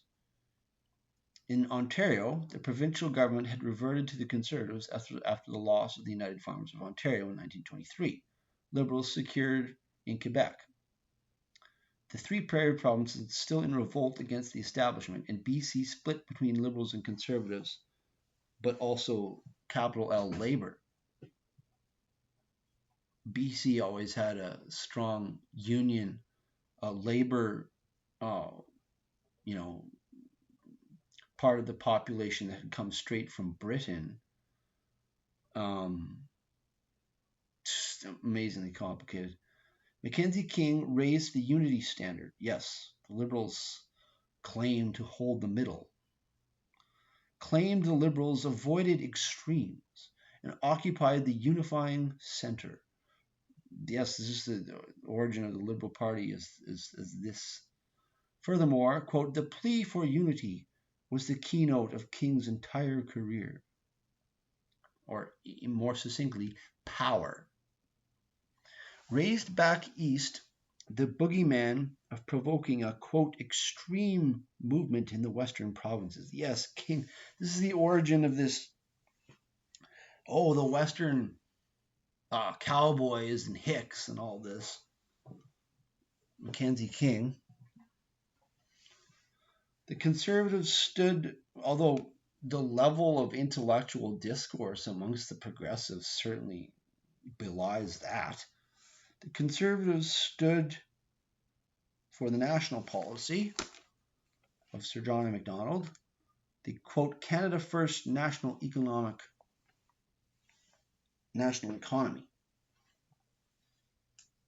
Yes, drape yourself in the flag, and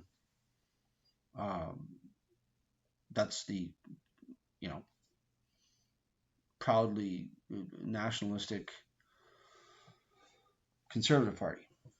Conservative leader Arthur Mahan, this is in 1925, speaks in Wingham, Ontario. Let's see what Mahan was smart, and he's the one on the picture that I have on the video. There's King and Mahan on there. So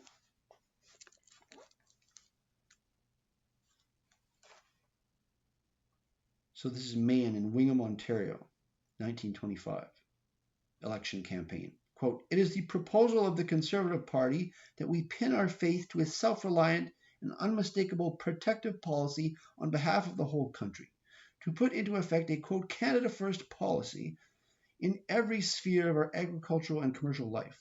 And we propose as well that the entire Dominion shall bear a share of the transport of eastern and western production over the long distances which divide us now. Yes, this is traditional Conservative Party policy. Railways and the protective tariff would be used to create and consolidate a national fabric. It was the policy as It was the national policy as Macdonald had shaped it, and it had since endured. It was ideally a policy of balanced and reciprocal benefits. There was, however, no special concession to a Quebec still resentful of 1917. The quote of Mahan tapered off there, and this is Morton saying, there was, however, no special concession to a Quebec still resentful of 1914. So the Conservatives stuck to their guns in, literally, in World War I, of not, bending to Quebec, whereas King was glad to bend to Quebec to oust the Conservatives.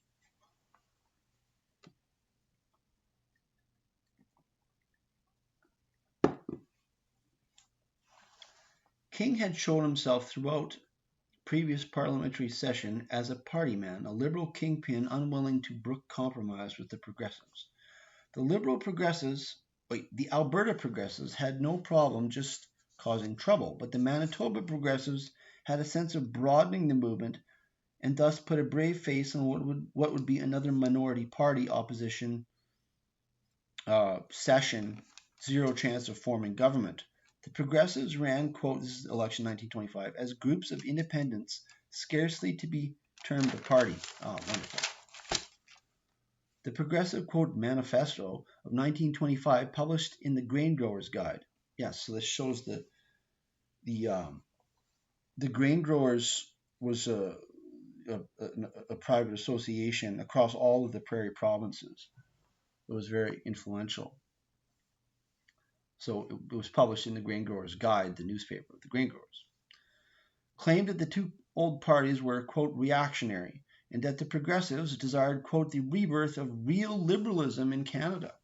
So this again shows that the Progressives were not communists. This is populism of a classical liberal variety against executive power in the economic and political hierarchy. This is classical liberalism. Quote, page 241. That's a very important point. Why did Canada not go communist in, like Russia did in 1919? Because of this grassroots, local, democratic culture that gave people a voice and power, and they didn't go for Marxist revolution. Quote 241. This is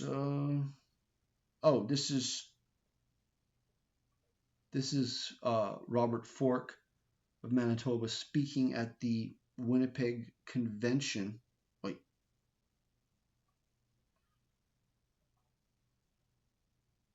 Well, Fork speaking in Winnipeg in 1925.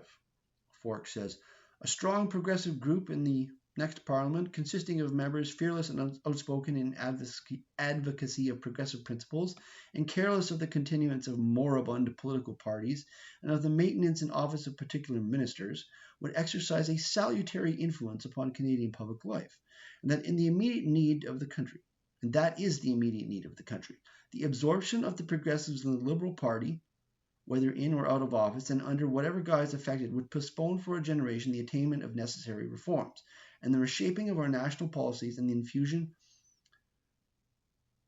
into Canadian public life of that moral courage and idealism which Slavist partisanship has well nigh destroyed.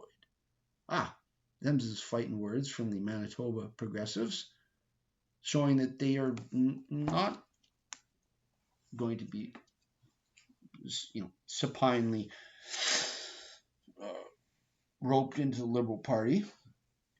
So the manifesto, the product of nominal leader Robert Fork, appealed to both the Alberta and Manitoba wings of the movement, and Morton judges it a, quote, admirable document. People want perhaps a summary of the progressive ideology in a document, maybe this manifesto of Fork's in 1925. Another prominent issue in the campaign of 1925 was the Hudson Bay Railway in northern Manitoba, purposely to avoid Montreal for the western grain exports. And that port in Manitoba, it seems to me it's still important, but you never hear talk. Once again, who cares about the primary industries? Let's just print money and speculate in real estate. Despicable. Wow, 2 Labour MPs and Canadian working class can't afford a house. Completely screwed up. Wow, 2 Labour MPs, both from Manitoba and Alberta, J.S. Wordsworth and William Urban, were Labour MPs. Yes, capital L, Labour. Labour MPs from Alberta and Manitoba. So that's more the urban side of the progressive. There's actual capital L Labour MPs. The progressive movement generally had been out of step with urban labor concerns. This is starting to get into where does the CCF NDP come from. But in the House, the Alberta progressives and the 2 Labour MPs had, quote, worked closely. So they're together in the progressives. The Alberta, Manitoba, classical liberal, people would call them now conservative populists, and the labor, quasi-Marxian NDP or quasi-socialist NDP are together in the progressives. This is a powerful, against the central Canadian political economic establishment. I think this is massive. This is what is needed today in Canada. But it's like the enemy of my enemy is my friend. Is that how that goes? You share a common enemy,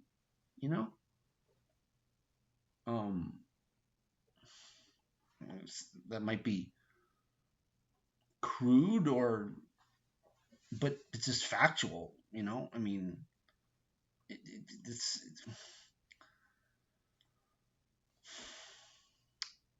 pretty big point I'm raising there. The UFA conventions and its newspaper, the UFA, so this is back in Alberta, tried to find a way to combine the agrarian and labor vote.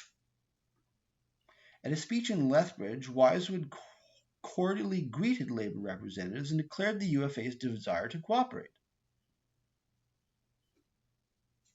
So they're in the same movement at this point. Fork gave up on campaigning as Queerer had done in the East and stuck to the West. More of a riding-by-riding campaign strategy and proudly Western. In Saskatchewan, the Liberal Premier Dunning had just won re-election in June 1923, thus the Liberals stronger there. The pro and con fight over the tariff, Conservatives for Liberal against the old fault lines, again prominent in the campaign, yes. So we're falling back to 19th century, Conservatives pro-tariff, Liberals say they're against. Furthermore, accentuated by the personal rivalry between Mahan and King going back to college days. I think they were both educated at the University of Toronto, although King later went to Harvard. The Conservatives won a minority government, so the Conservatives won 116 seats out of 245 from 8 provinces, including 4 from Quebec. So the Conservatives had MPs from all the provinces, but it was close. The Liberals were ousted by only losing 15 seats from the previous session. So the Conservatives had 116 seats, the Liberals had 102, and the Progressives again held the balance of power. The Liberal MPs again dominated by sweeping Quebec. The Progressive results, quote, ironical. Only 2 Ontario MPs, Agnes MacPhail, one of the first women, I believe, elected, Agnes MacPhail, and J.W. King. Saskatchewan went Liberal in 15 of 21 seats. Manitoba saw Conservatives make inroads, but Alberta remained solidly Progressive. Total Progressive seats declined to 24 from the high water mark in 1921 of 65, but held the balance of power. The overall decrease of seats increased the sway of the Alberta wing, and thus the 24-seat bloc held the Conservative government's feet to the fire more than the 65 had done the Liberals.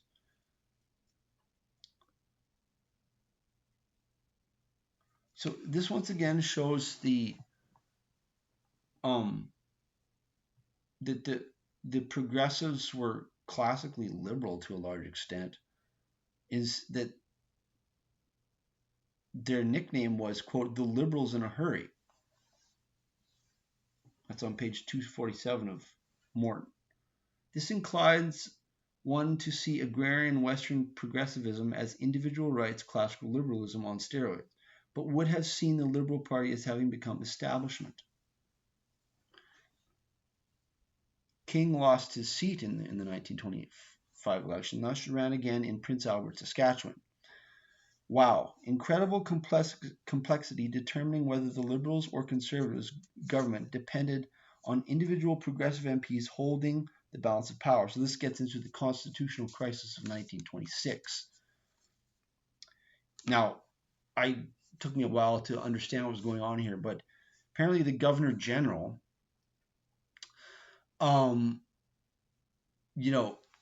officially calls the winner of the election to form the next government. But given that it was so close, he did not call the Conservatives who won the most seats to be governor. How would he dare to do that? So let's see here. This is what is called the constitutional crisis of 1925. J.W. Defoe does appear, that's the editor of the Winnipeg Free Press, does appear to have been a very influential journalist during this period. Defoe goes to Ottawa, interviews King post-election, acting as an intermediary. He's not just a journalist, he's actually power broking between King and the Progressives. The Progressive MPs in such a close and balance of seat between the Liberals and Conservatives were the only chance for a Liberal government. That's why King and the Progressives are talking. The Progressive, quote, caucus met to decide who would be government. Liberals or Conservatives, they could support who they want. Maybe this is why the Governor General didn't call the Conservatives, because it depended which way the Progressives were going to vote. The Alberta MPs insisted no Progressive MP could sit in the Liberal cabinet and refused to commit themselves to supporting any Liberal vote. like any particular Liberal vote. It just depended on what the individual Progressive MP's constituents wanted. Fork writes to Defoe, informs him of this meeting and says, quote, I took your advice on Progressive MPs saying yes to sitting in cabinet. Furthermore, that he, Fork, considered it an option and desirable for the Progressives to enter the Liberal government, considered themselves part, as such, of the Liberal government. The tension is extreme. Yeah, there's a lot of pressure on these Conservative MPs. If none agreed to cooperate with either traditional party, a new election could be called and would be blamed on the Progressives. So you can see that the Liberals and Conservatives thinking, how can we play this to our advantage? If there's another election called, we can blame somebody for this constitutional crisis. Forces within the Conservative Party seeking to replace Mahan with R.B. Bennett. Thus, with King having to run again in Prince Albert, so the Liberals, King was not elected at this point, but he was still party leader. And Mahan on the ropes, both leaders' political lives were in the hands of the Progressives. This is a very interesting constitutional situation. I don't understand how the House would not subsequent to the election sit as a Conservative minority government. I think it was because the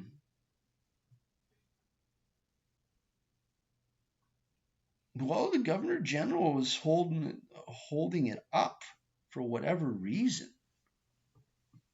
Now, was he partial to one of the Liberals or Conservatives? I mean, or it's that the Conservatives maybe didn't want to form government because they'd need the support of the Progressives, and that would make them change their policies too much. So they were trying to resist taking power to make the Liberals look bad, or to force another election possibly and somehow hang it on the Liberals or hang it on the Progressives. That could be what's going on. Okay, so the Governor General was deliberating. This is my conclusion. The Liberals still the government, in this crisis, but King wasn't even in the House of Commons. The Liberals still the government pending the Governor General's decision to permit a Liberal minority.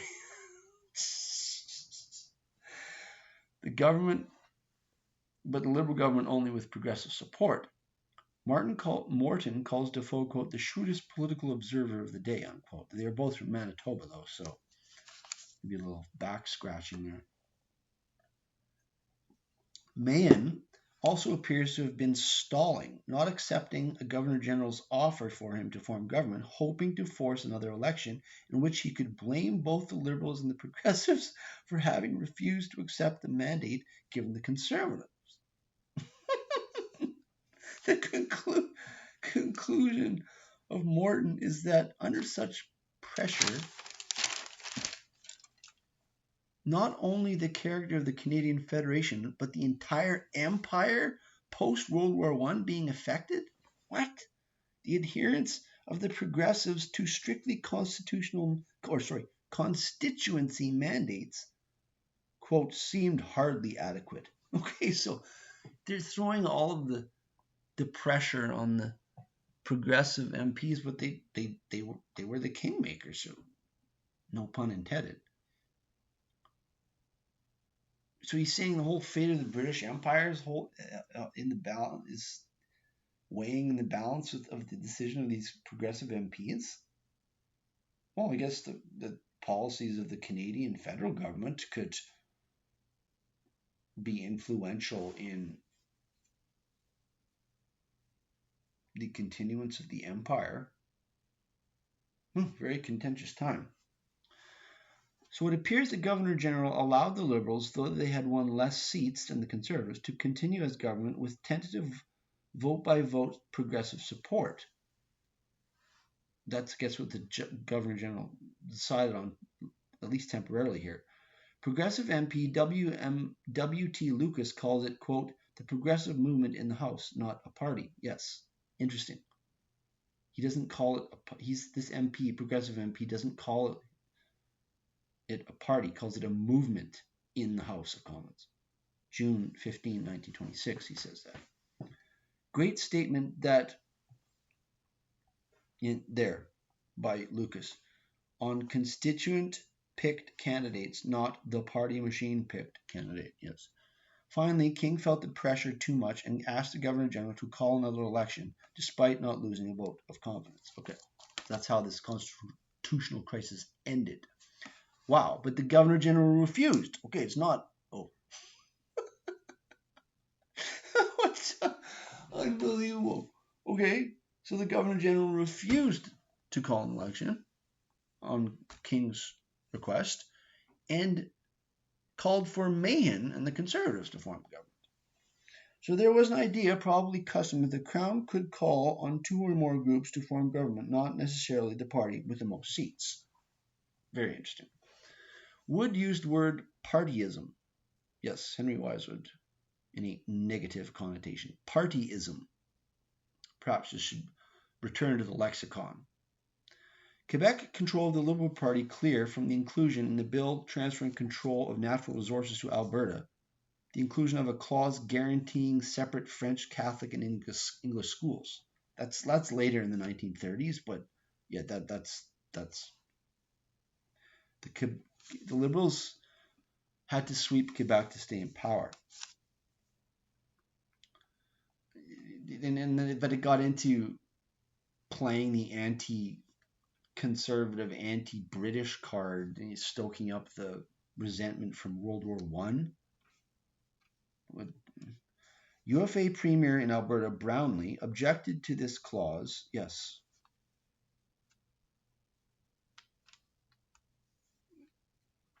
Yeah. It's talking about the really important transfer of natural resources to the provinces. And you've got a clause in there about French Catholic schools that shows you the influence of Quebec on the Liberal Party. The Progressives were blamed for the instability in the House. Conclusions advanced here by Morton. Yes, he sort of, and this is getting into the third party subject constitutionally, but he basically says it doesn't work. But in my opinion, that conclusion is based on assuming the continuance of the non-confidence club.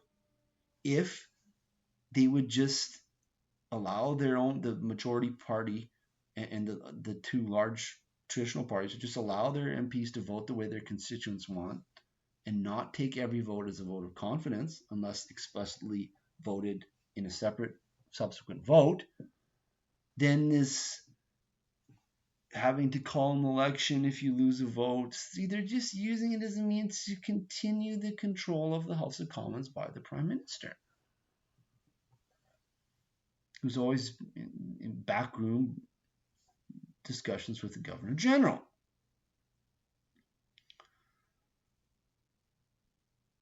So this is Morton's conclusion. He sort of says the third party thing can't work constitutionally, but it ignores the elephant in the room of the non-confidence club. During the ensuing election of 1926, so the Governor General called on the Conservatives, but then they must have lost some votes and they called an election. Or lost a vote and they called an election. That's the end of the constitutional crisis. Unbelievable. So during the 1926 election, King seized on the Governor General's refusal. Yeah, King just whatever wins. Since now King spins this as this whole thing is the Governor General's refusal to grant a dissolution was a royal infringement, a violation of responsible government in the hallowed liberal Whig tradition of Parliament and Baldwin and LaFontaine. So suddenly King swings back to the classical liberal champion when it makes him look good. Canada is so complex, close to comedy. That's my point. Indeed, the principled quote unquote king played the royal domination card most in Quebec. Boo. Absolutely anything for a vote. Yes. Yeah, so but King blew it up even more and said that it really was the control of England over Canada, that this was what was lurking in the background. That and all this to get votes in Quebec in the subsequent 1926 election. Yes, he fanned the flame of anti-British Canadian nationalism in Quebec. Defoe, too, asserted at the Commonwealth Conference in 1923 that Ottawa was in the back rooms. I doubt that. Or, sorry, London was in the back rooms. I doubt that. I doubt the British government cared. Yes, Canada is so complicated, the British just stand aloof. They want to get involved in something that's complicated? No. But King said, "Oh, this backroom machinations by this Englishman, the Governor General, to screw Canada and screw Quebec." Bullcrap. So Defoe and Clifford Sifton, the Manitoba classical liberals, tended to believe King's spin. Oh, they went for this.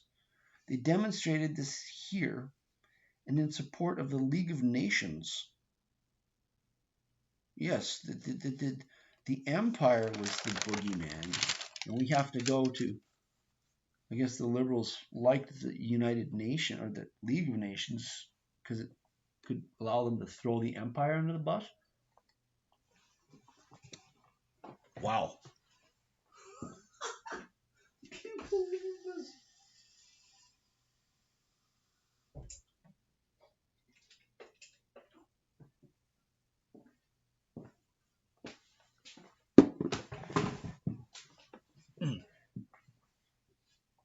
This is certainly a memorable video. It's like got a campfire back here and some like wolf pelts strung up on the wall. This is like some like trapper's cabin or something in down in Vancouver. This is ridiculous. So yeah, the liberals just Morton speaks of, quote, the French core of the Liberal Party. Okay, that would have George Brown, the Liberal leader, Confederation, he's rolling over in his grave then, because the Liberals used to be the champions of English Canadian Protestantism against the Catholic popery and all that. But now the Liberal Party's core is in Quebec.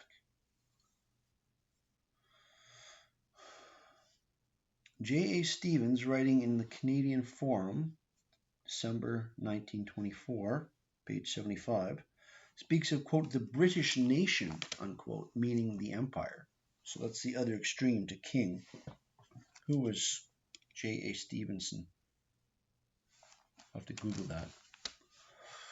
For the progressive movement, the election of 1906 was the effective end. Why the end? Because of the crash of 1929. Because the crash of 1929 was really the end, because it dried up the funds of constituents on the prairies to fund independently their candidates, whereas the two old parties had corporate war chests in central Canada. Unbelievable. The old boys. Unbelievable. Of course, it's still exactly the same. But less so in Canada because there's campaign spending laws now. 1926, the federal election results. So after all this just incredible complexity in two elections, the second election results, 1926, are the following. Liberals 118, Conservatives 91, Alberta Progressives 11, Labour 3. So after all was said and done, King was successful in somehow spinning all of that as, the Conservatives lost, or they were to blame, or the Progressives were to blame, and the Liberals won in the end. So King goes back to the dictatorship of the Prime Minister and the Cabinet. Chapter 9, the Progressive Political Traditions, 1935. So this is the last chapter, but Morton shows the breadth of his incredible knowledge in this chapter, and I'll show why. He gets into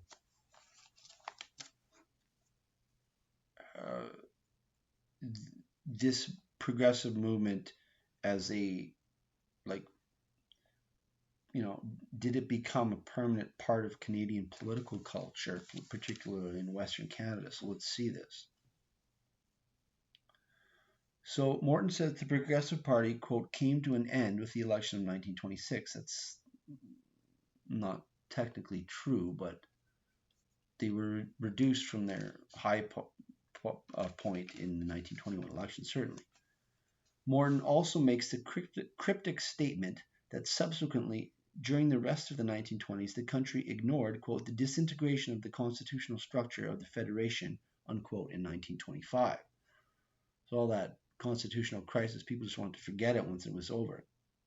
What does he mean by this statement? I'm going to skip over that. Too complicated. So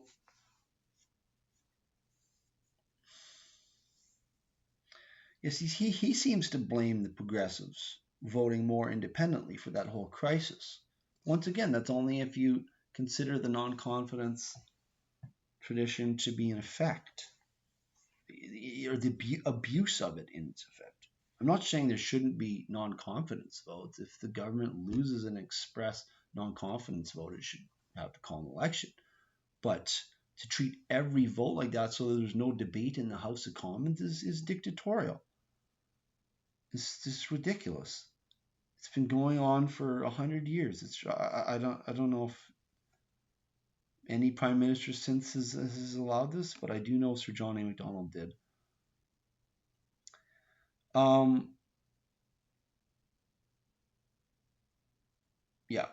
Free votes was the case during the United Province of Canada, before Confederation, and after Confederation during Macdonald governments. I know that I could go into a particular vote that I know that free votes were allowed, and the Conservatives lost a very contentious vote, and they didn't call an election. There's no, that happened in the Macdonald government. Over the something involving the Pope, and the Quebec Catholics were up in arms, and an Ontario Conservative MP tabled a bill that not only could bring down the Conservative Party, but break up Canada. And Sir John A. allowed a free vote. A debate occurred in the House of Commons, and a furious debate, and the Conservatives were defeated on their own bill, but an election was not called, and it just as a historical instance, it was in the first two governments of Sir John A. Macdonald. So if I'll people can look that up, but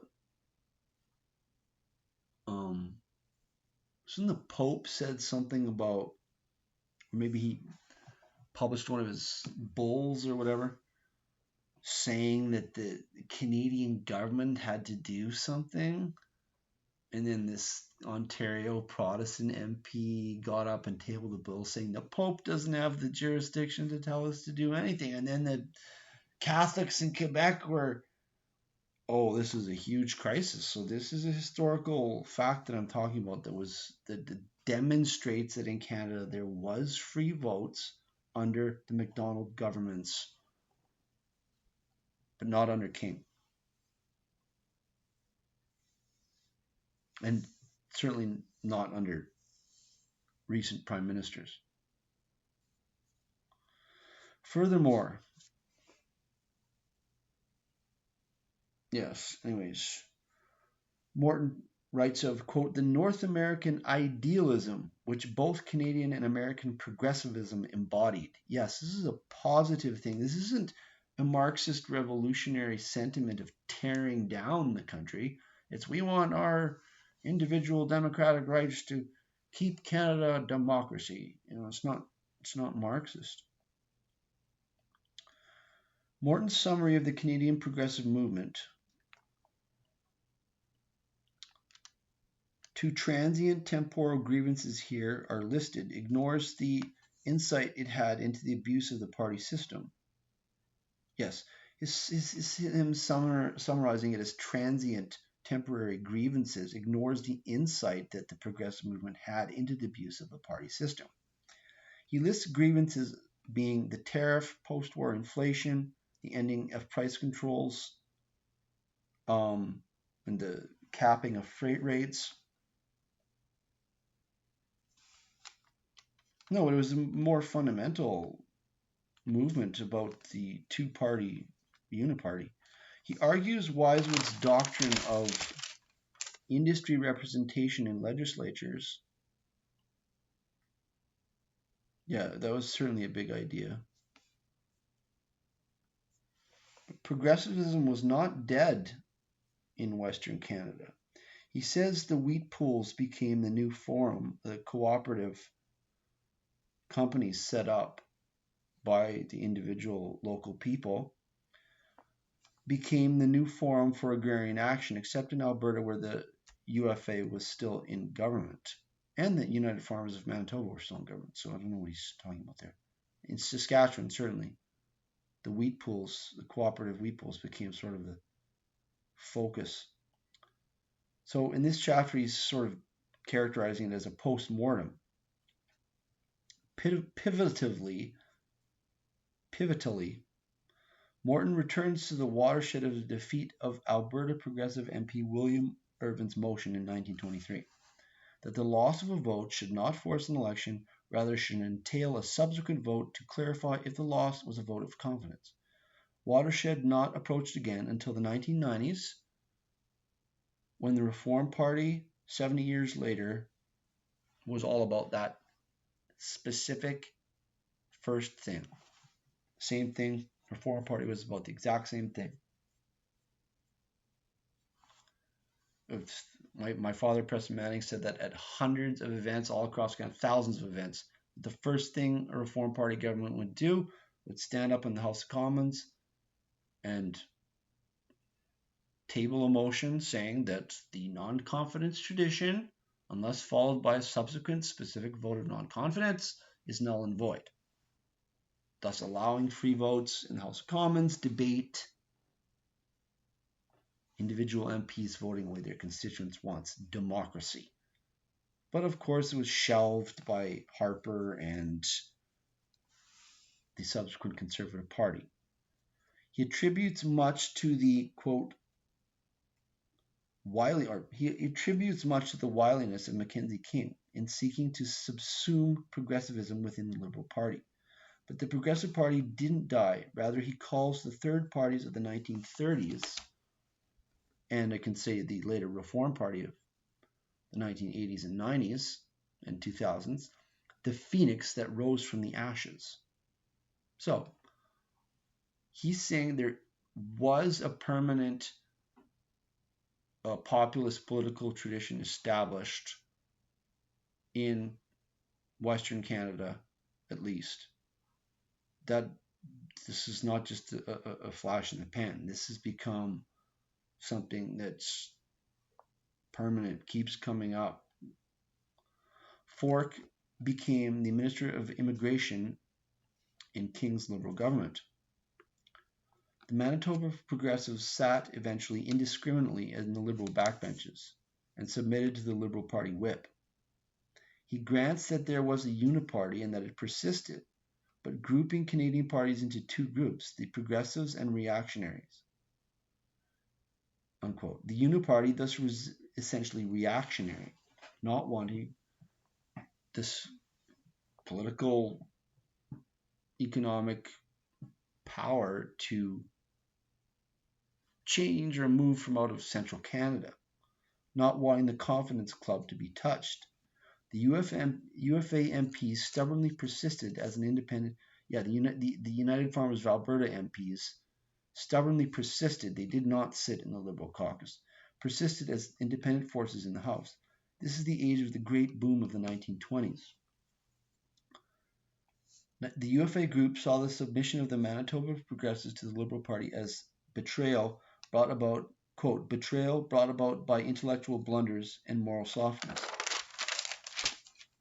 The political representation of agriculture and manufacturing in the UFA again spotlighted in 1932 when UFA and Labour met as a group and set about forming a new federal party. So in 1932, we still see the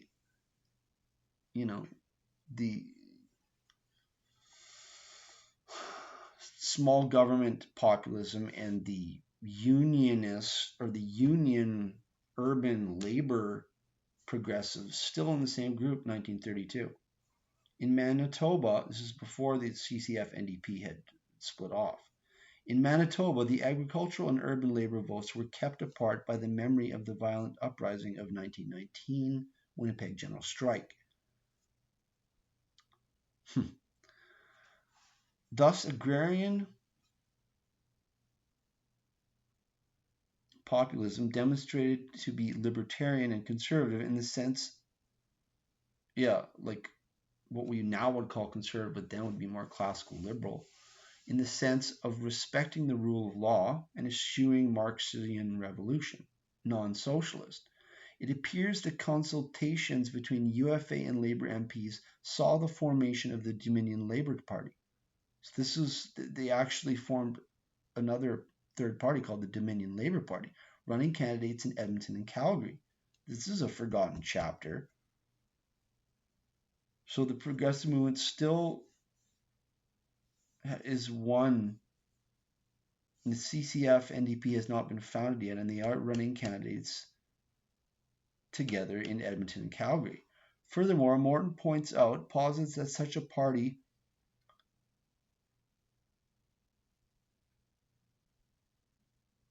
has political potential. So Morton concurs with me that if the anti-establishment labor union,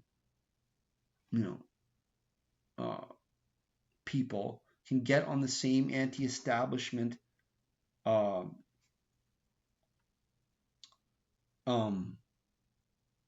big government, big corporations side,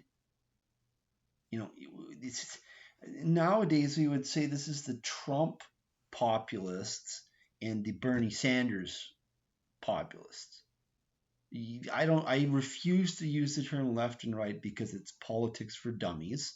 It just pits people against each other. It means absolutely nothing. It's utter simpletonism. But just for an example, this is, people would, make sense to them today. This is like the Trump populists are anti-establishment because they see the uniparty in Washington and the deep state bureaucracy and this, whereas the Bernie Sanders anti-establishment see the big corporations and the banks, and as the problem. They're both the anti-establishment. If they ever get on the same ticket, they'd probably win.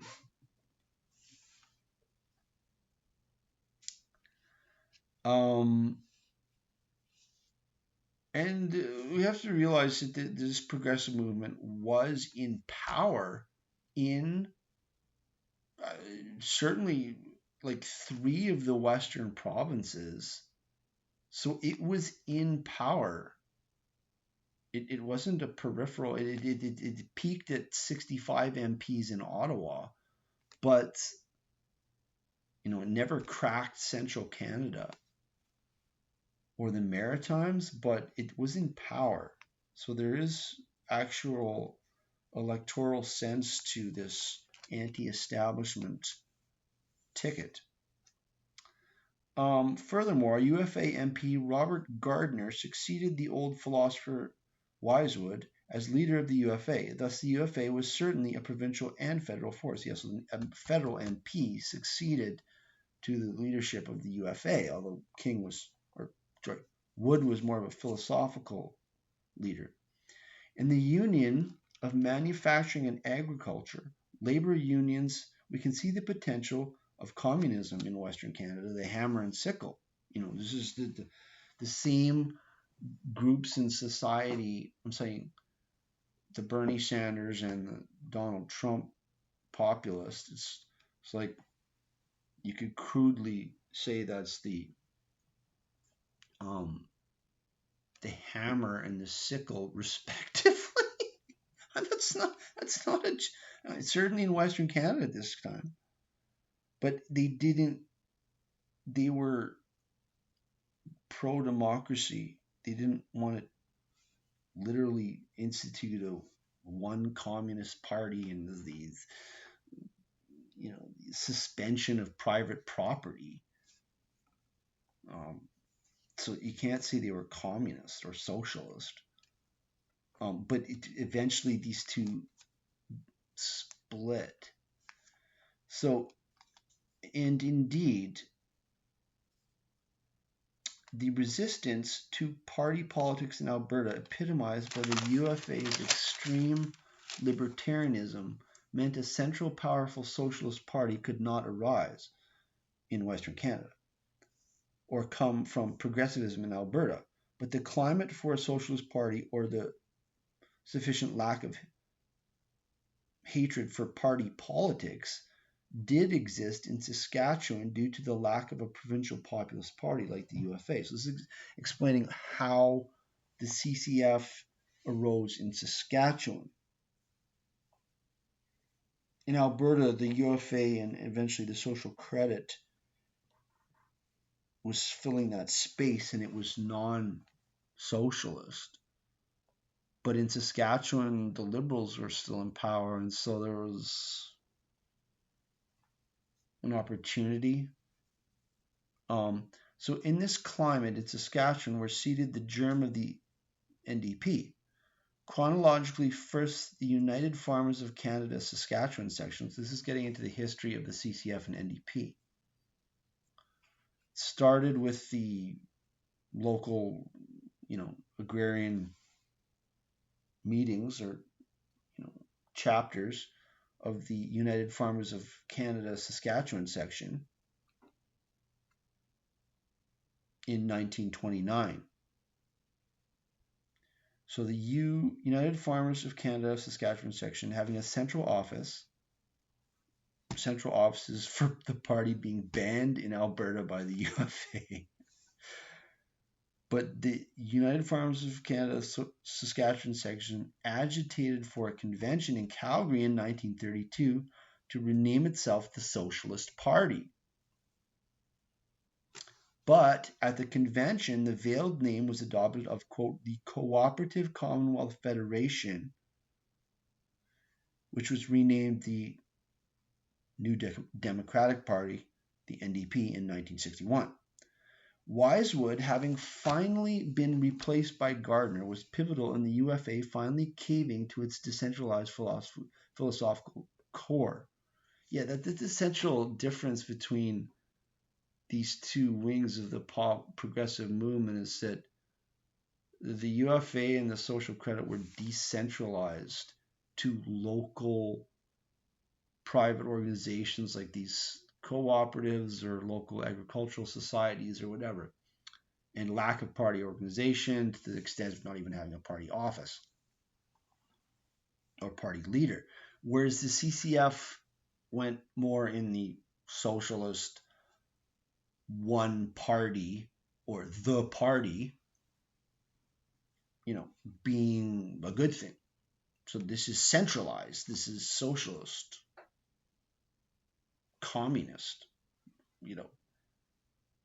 although, of course, communism is a point much further that is never actually realized in the progression of socialism. But I'm just saying, of course, we know from communist countries that the party is all supreme, whereas you can't have that in this decentralized progressivism, as was the case in the progressives in Western Canada and the social credit in Alberta. So this is a parting of the ways between these two branches of what originally were the progressives. So J.S. Wordsworth, instrumental in the adoption of the veiled CCF name, and was elected leader at Regina in 1933.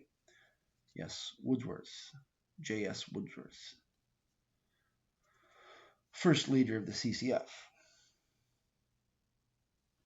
who later became the NDP.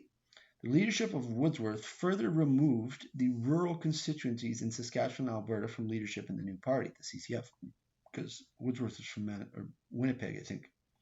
And it became dominated by urban unions. Okay, so Morton does more than, he's getting in, this final chapter is an entire world into itself. He gets into some later consequences of the progressive movement. So Morton goes on, quote, the fears of Wisewood were soon realized. Yes, Wisewood was trying to prevent drift into socialism. Okay. The CCF followed the, quote, broadening out philosophy directed by a central party executive in office for the purpose of, quote, seeking power. Quote, seeking power had been anathema to the libertarianism of Wood and J.J. Morrison of the United Farmers of Ontario. Quote, Wood's concept of the problem of political power, unquote. He didn't like it. He didn't want it. He wanted individual MPs representing their constituents. That's decentralization. Thus, though the forms of democratic control were rigorously maintained, like the British Labour Party, the CCF at once developed a continuity. This is a quote from Morton. The CCF at once developed a continuity of leadership and rigidity of organization the old parties might envy, unquote. So this is the Socialist Party. He draws a line back from the UFA, United Farmers of Canada, Saskatchewan Section clubs, to the Grange. So the Grange was the local agricultural societies in the United States and Ontario going back into the 19th century. This is agrarianism. Please see my thesis, which I showed at the beginning of this video. Morton, in the end, passes over the main principles of the progressives, and Wisewood equates them not having been implemented with failure. So I don't think that's really fair. So in the end, Morton just gives up on the principles, condescends them for not having been implemented. Because Morton was originally a Manitoban, but he eventually became a professor in Ontario. So he's this tension between the West and the East and Morton himself. So I ask, is this the progression of Morton himself? Initially steeped in prairie populism, but with his time at Oxford and universities in Ontario, in time, he comes to adopt the establishment attitude, disdain for the people of the West.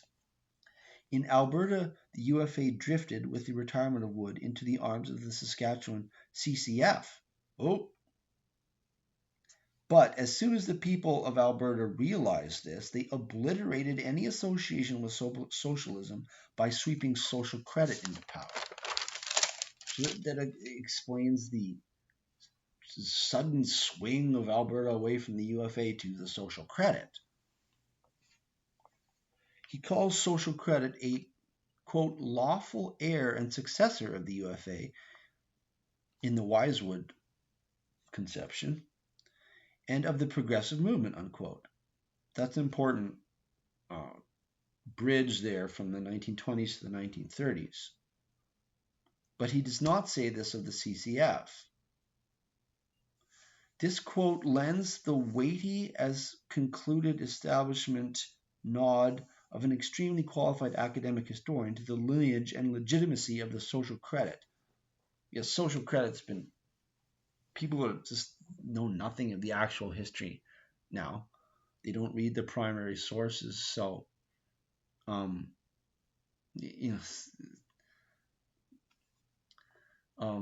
my grandfather was obviously the social credit premier of Alberta, who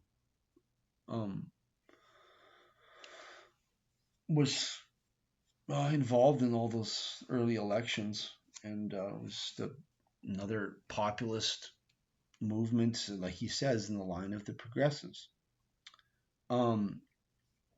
Yes, Morton says regarding the lead up to social credit in Alberta that pre-1914 it was populists from the US that had initiated it.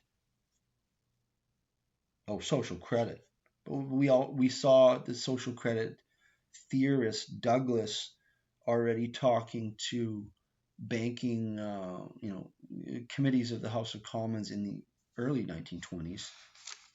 So it's not necessarily American, as Douglas was British, but so yes, holy mother of pearl, this book is dense.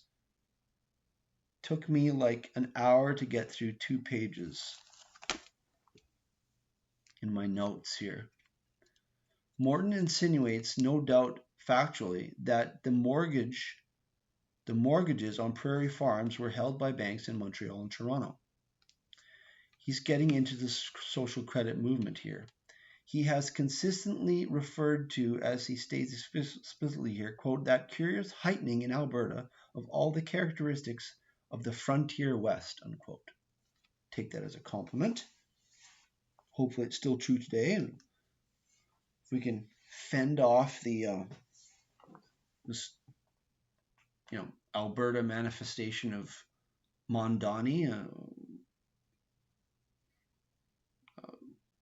Naheed Nenshi, who I unfortunately lived under for like 10 years as the mayor of Calgary, where the roads weren't plowed and it was just all about Nenshi looking good. But anyways,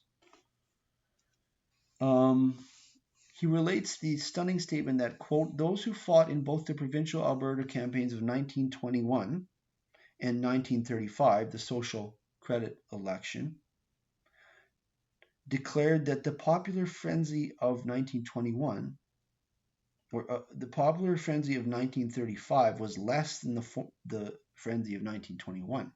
In 1921, a pitch of crusading fanaticism was fired by a hope of a new social order, whereas in 1935, cynical despair turned to an untried panacea, unquote.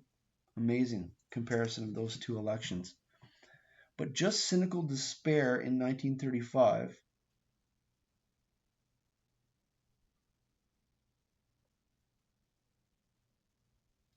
Yes, he speaks of the demagogic and revivalistic rhetoric of William Aberhart, the first social credit leader.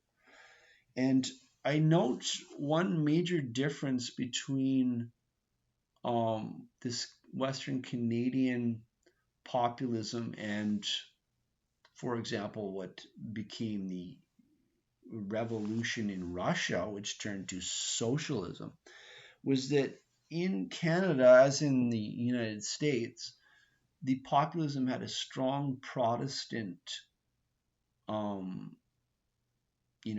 revivalism element to it, which is it's not revolutionary. It's it's yes, crusading, but it's not wanting to tear down the state. It's more of a positive movement. Um, yes, but I think it's important to note the Protestant culture of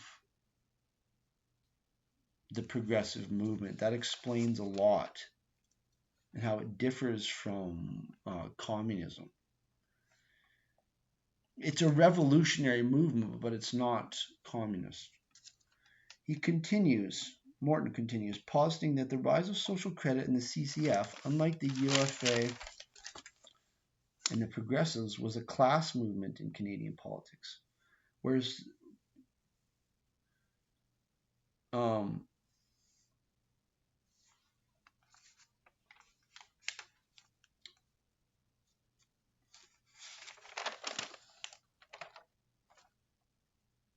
so he says that in the 1930s it was class. It was closer to a socialist revolution in the sense that it was class based, whereas at the Progressives it was not quite there yet. It was more of a regional movement against the central Canadian power structure. So, I don't know if I agree with him there. Social credit and William Aberhart were also more urban. Aberhart was an urban high school principal and preacher, whereas the UFA and the Progressives were more rural, although the social credit was also rural. This was because 1910 to 1935 was the transition in North America from an agrarian to an industrial economy. Morton disdains Aberhart here and his, quote, gloss of economic literacy. So we see a little bit of the Central Canadian condescension toward Westerners coming out in Morton again here. Okay, a conclusive summary here of this period, 1921 to 1935 generally, and the Progressive Party. Quote, page 288, nearing the end of this memorable video. The power is out, but I'm still going. So here's Morton summarizing things. The progressive movement was a revolt against a concept of the nature of Canadian economic policy and of Canadian political practice. The concept of Canadian economic policy which the progressives had formed and on which they acted was that of a metropolitan economy designed by the control of tariffs, railways, and credit to draw wealth from the hinterlands and the countryside into the commercial and industrial centres of central Canada.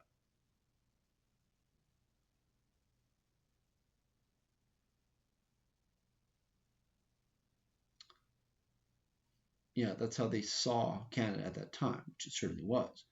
The concept of Canadian political practice which the progressives had formed and on which they acted was that the classic national parties were the instruments used by the commercial, industrial, and financial interests of metropolitan Canada to implement the national policy of tariff protection, and railway construction by dividing the vote of the electorate on political issues and by compromises and majority decisions of the legislative caucus. So the political parties were the instruments used by the commercial, industrial, and financial interest of metropolitan Canada. That's a good summary.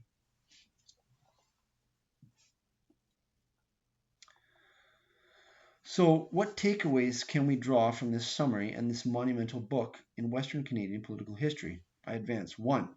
The progressive movement was a Western Canadian and rural Ontario vote against control of the two main Canadian political parties by financial and industrial power holders in Montreal and Toronto. This highlights that the Canadian electorate of this time was way more informed on the causal factors in society. Yes, banking, the financial system, and its relationship to the political system. Takeaway number 2.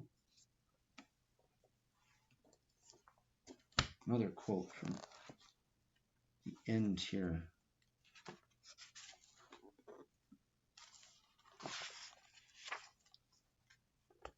So takeaway number 2. The national policy was designed to make central Canada into a commercial and industrial empire, based on the development of the hinterlands of the west and the north by the construction of railways to serve both east and west. During the Laurier boom, conditions were favorable, and great success was enjoyed in exploiting the virgin lands of the continental west. When those conditions passed, an adjustment of the policy was necessary. The metropolitan east was challenged by the frontier west it had called into being. The old national policy was confronted by the new. The adjustment could be either a full modification of the policy towards freer international trade, as by an agreement for reciprocity with the United States, or by the metropolitan area assuming as part of the whole country the cost of increased benefits to the hinterland areas. So some form of equalization could have gone at this point. It didn't yet.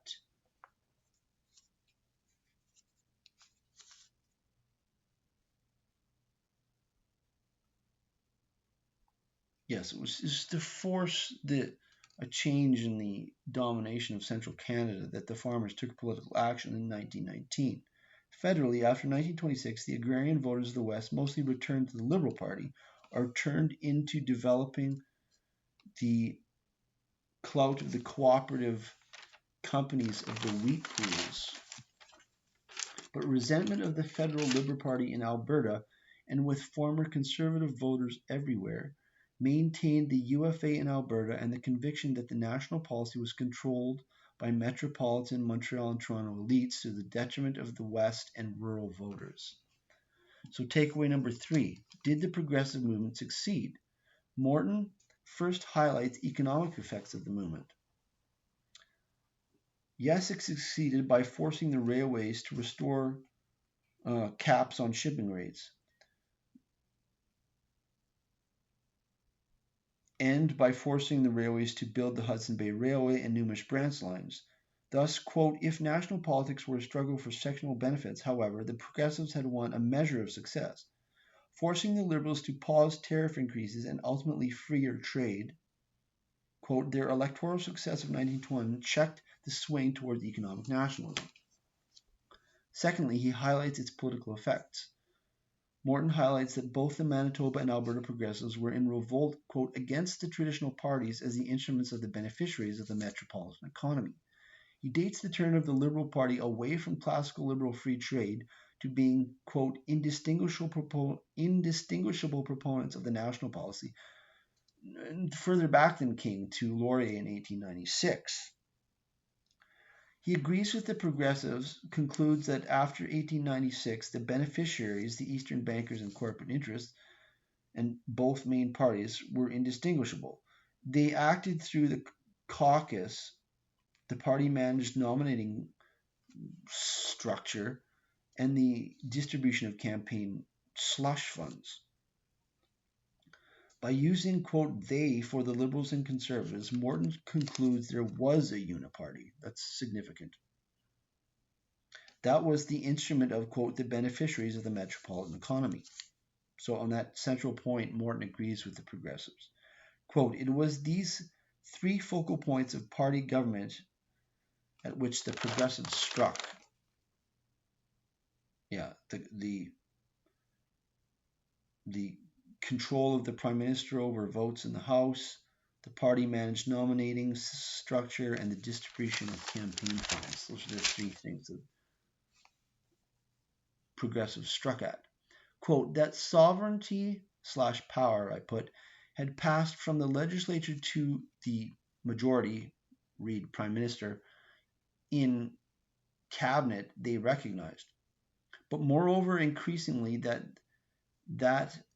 this is me now, but moreover, increasingly that has just meant sovereignty has passed, yes, to a dictatorship of the prime minister. So Morton stops short of this and says that sovereignty had passed from the legislature to the majority in caucus. He's putting it euphemistically.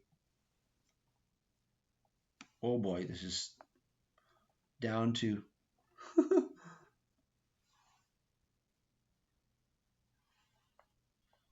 I'm getting dark and dark, but I'm going to finish this. The Progressives also recognize that this, so he stops short of, he calls it, sovereignty had passed from the legislature to the majority in caucus. What he means, what that really means is to the power of the prime minister. The progressives also recognize that this trend away from free votes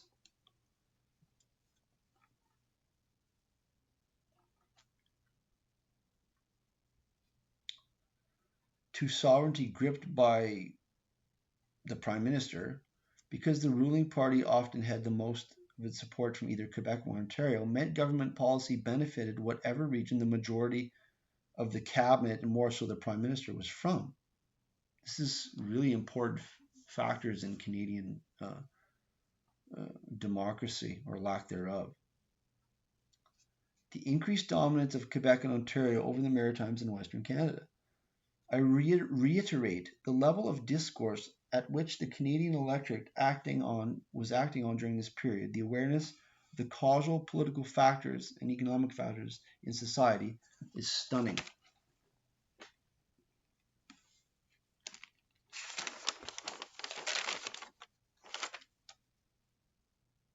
Spencer, an original progressive participant in the movement of the progressive movement and MP, here clarifies it was the awareness in Western Canada that there was a uniparty and that it didn't matter if the Liberals or Conservatives were in power. I know, without a Triple E Senate, which is something that progressives don't get into, but which is the Reform Party definitely did. That is, if the Western provinces and the Maritime provinces had the equal number of senators as Quebec and Ontario, the Senate would balance the dominance of Ontario and Quebec in the House of Commons. But the progressives don't really get into the Senate, whereas the Reform Party did. Spencer goes on, quote, so Spencer says the original progressive participants in the movement, he was an original progressive participant in the movement and MP, clarifies that it was the awareness in Western Canada that there was a uniparty and that it didn't matter if the Liberals or Conservatives were in power. And it was the Eastern metropolitan financial and corporate interests that dictated the policies of the federal government. Spencer goes on, quote, we took action to restore sovereignty to the legislature and to make sectional Western Canadian views known.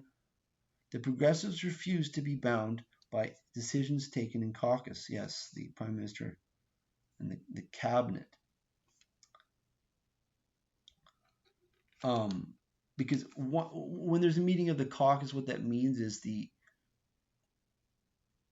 prime minister will threaten the caucus with a vote of confidence, with having to call an election if they don't vote the way he wants. That's what happens in caucus. Or certainly implied, assumed. And all the backbenchers know it. Local citizens nominated, so Spencer goes on, we took action to restore sovereignty to the legislature. Here's a summary quote. Local citizens nominated candidates to run. Campaigns funds from corporations and wealthy individuals ended in favor of subscriptions from these local citizens. Morton again refuses to follow things up to the ultimate conclusion that this trend away from free votes was not just from sovereignty of the legislature to the sovereignty of caucus, his preferred term, but to the actual sovereignty of the prime minister. Morton falls short. He gives up on democracy, on the sovereignty of the House of Commons, concludes that, quote, financial and legislative programs, unquote, had become too, quote, vast in a modern capitalist country, and that a more controlled dictatorial sovereignty of cabinet and the PM were necessary. Quote, the independence of the legislatures and of legislatures of an earlier day was no longer possible. Parliament had become the critic, not the master, of cabinet. That is a depressing quote. Ouch, what an elitist, undemocratic conclusion.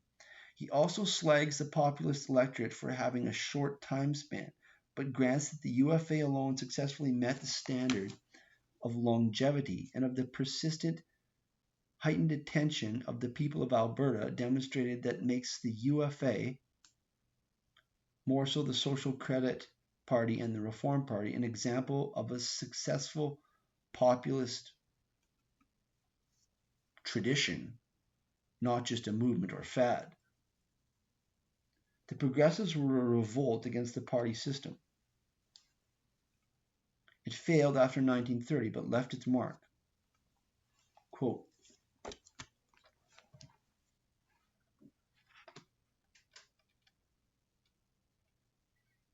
I feel like I'm living in a cabin here. This is unbelievable.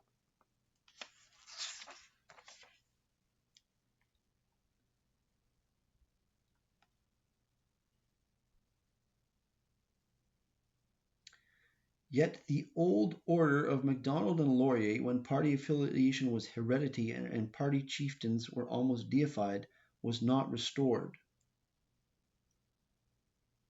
The two-party system did not return in its former strength. The rules and conventions of Parliament made provision for more than two parties. The electorate became more independent, indeed to the point of political indifference. The authority of the whip became lighter, the bonds of caucus weaker than in the old days. These were effects of the progressive movement and constituted its mark on Canadian political life.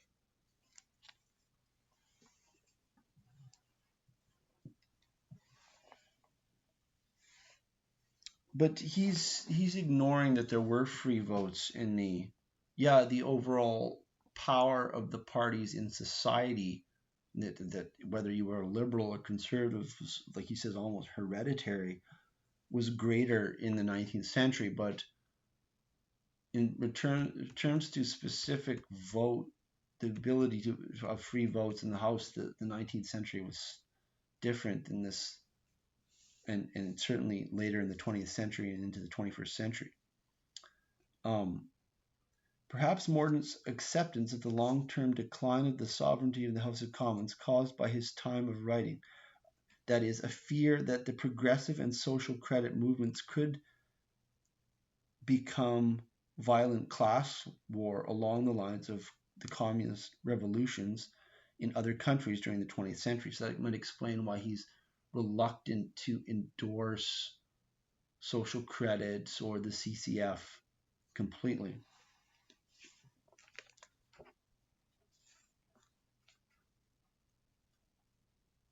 I mean, what I'm saying comes off as a little Eastern elitism, maybe. For all, the Soviet Union is at the height of its power when he's writing here in the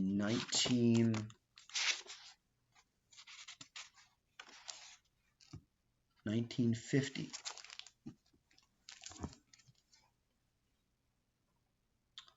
So Morton goes on in his conclusions here. The mere modification of political conventions and modes was perhaps a slight result of so much effort.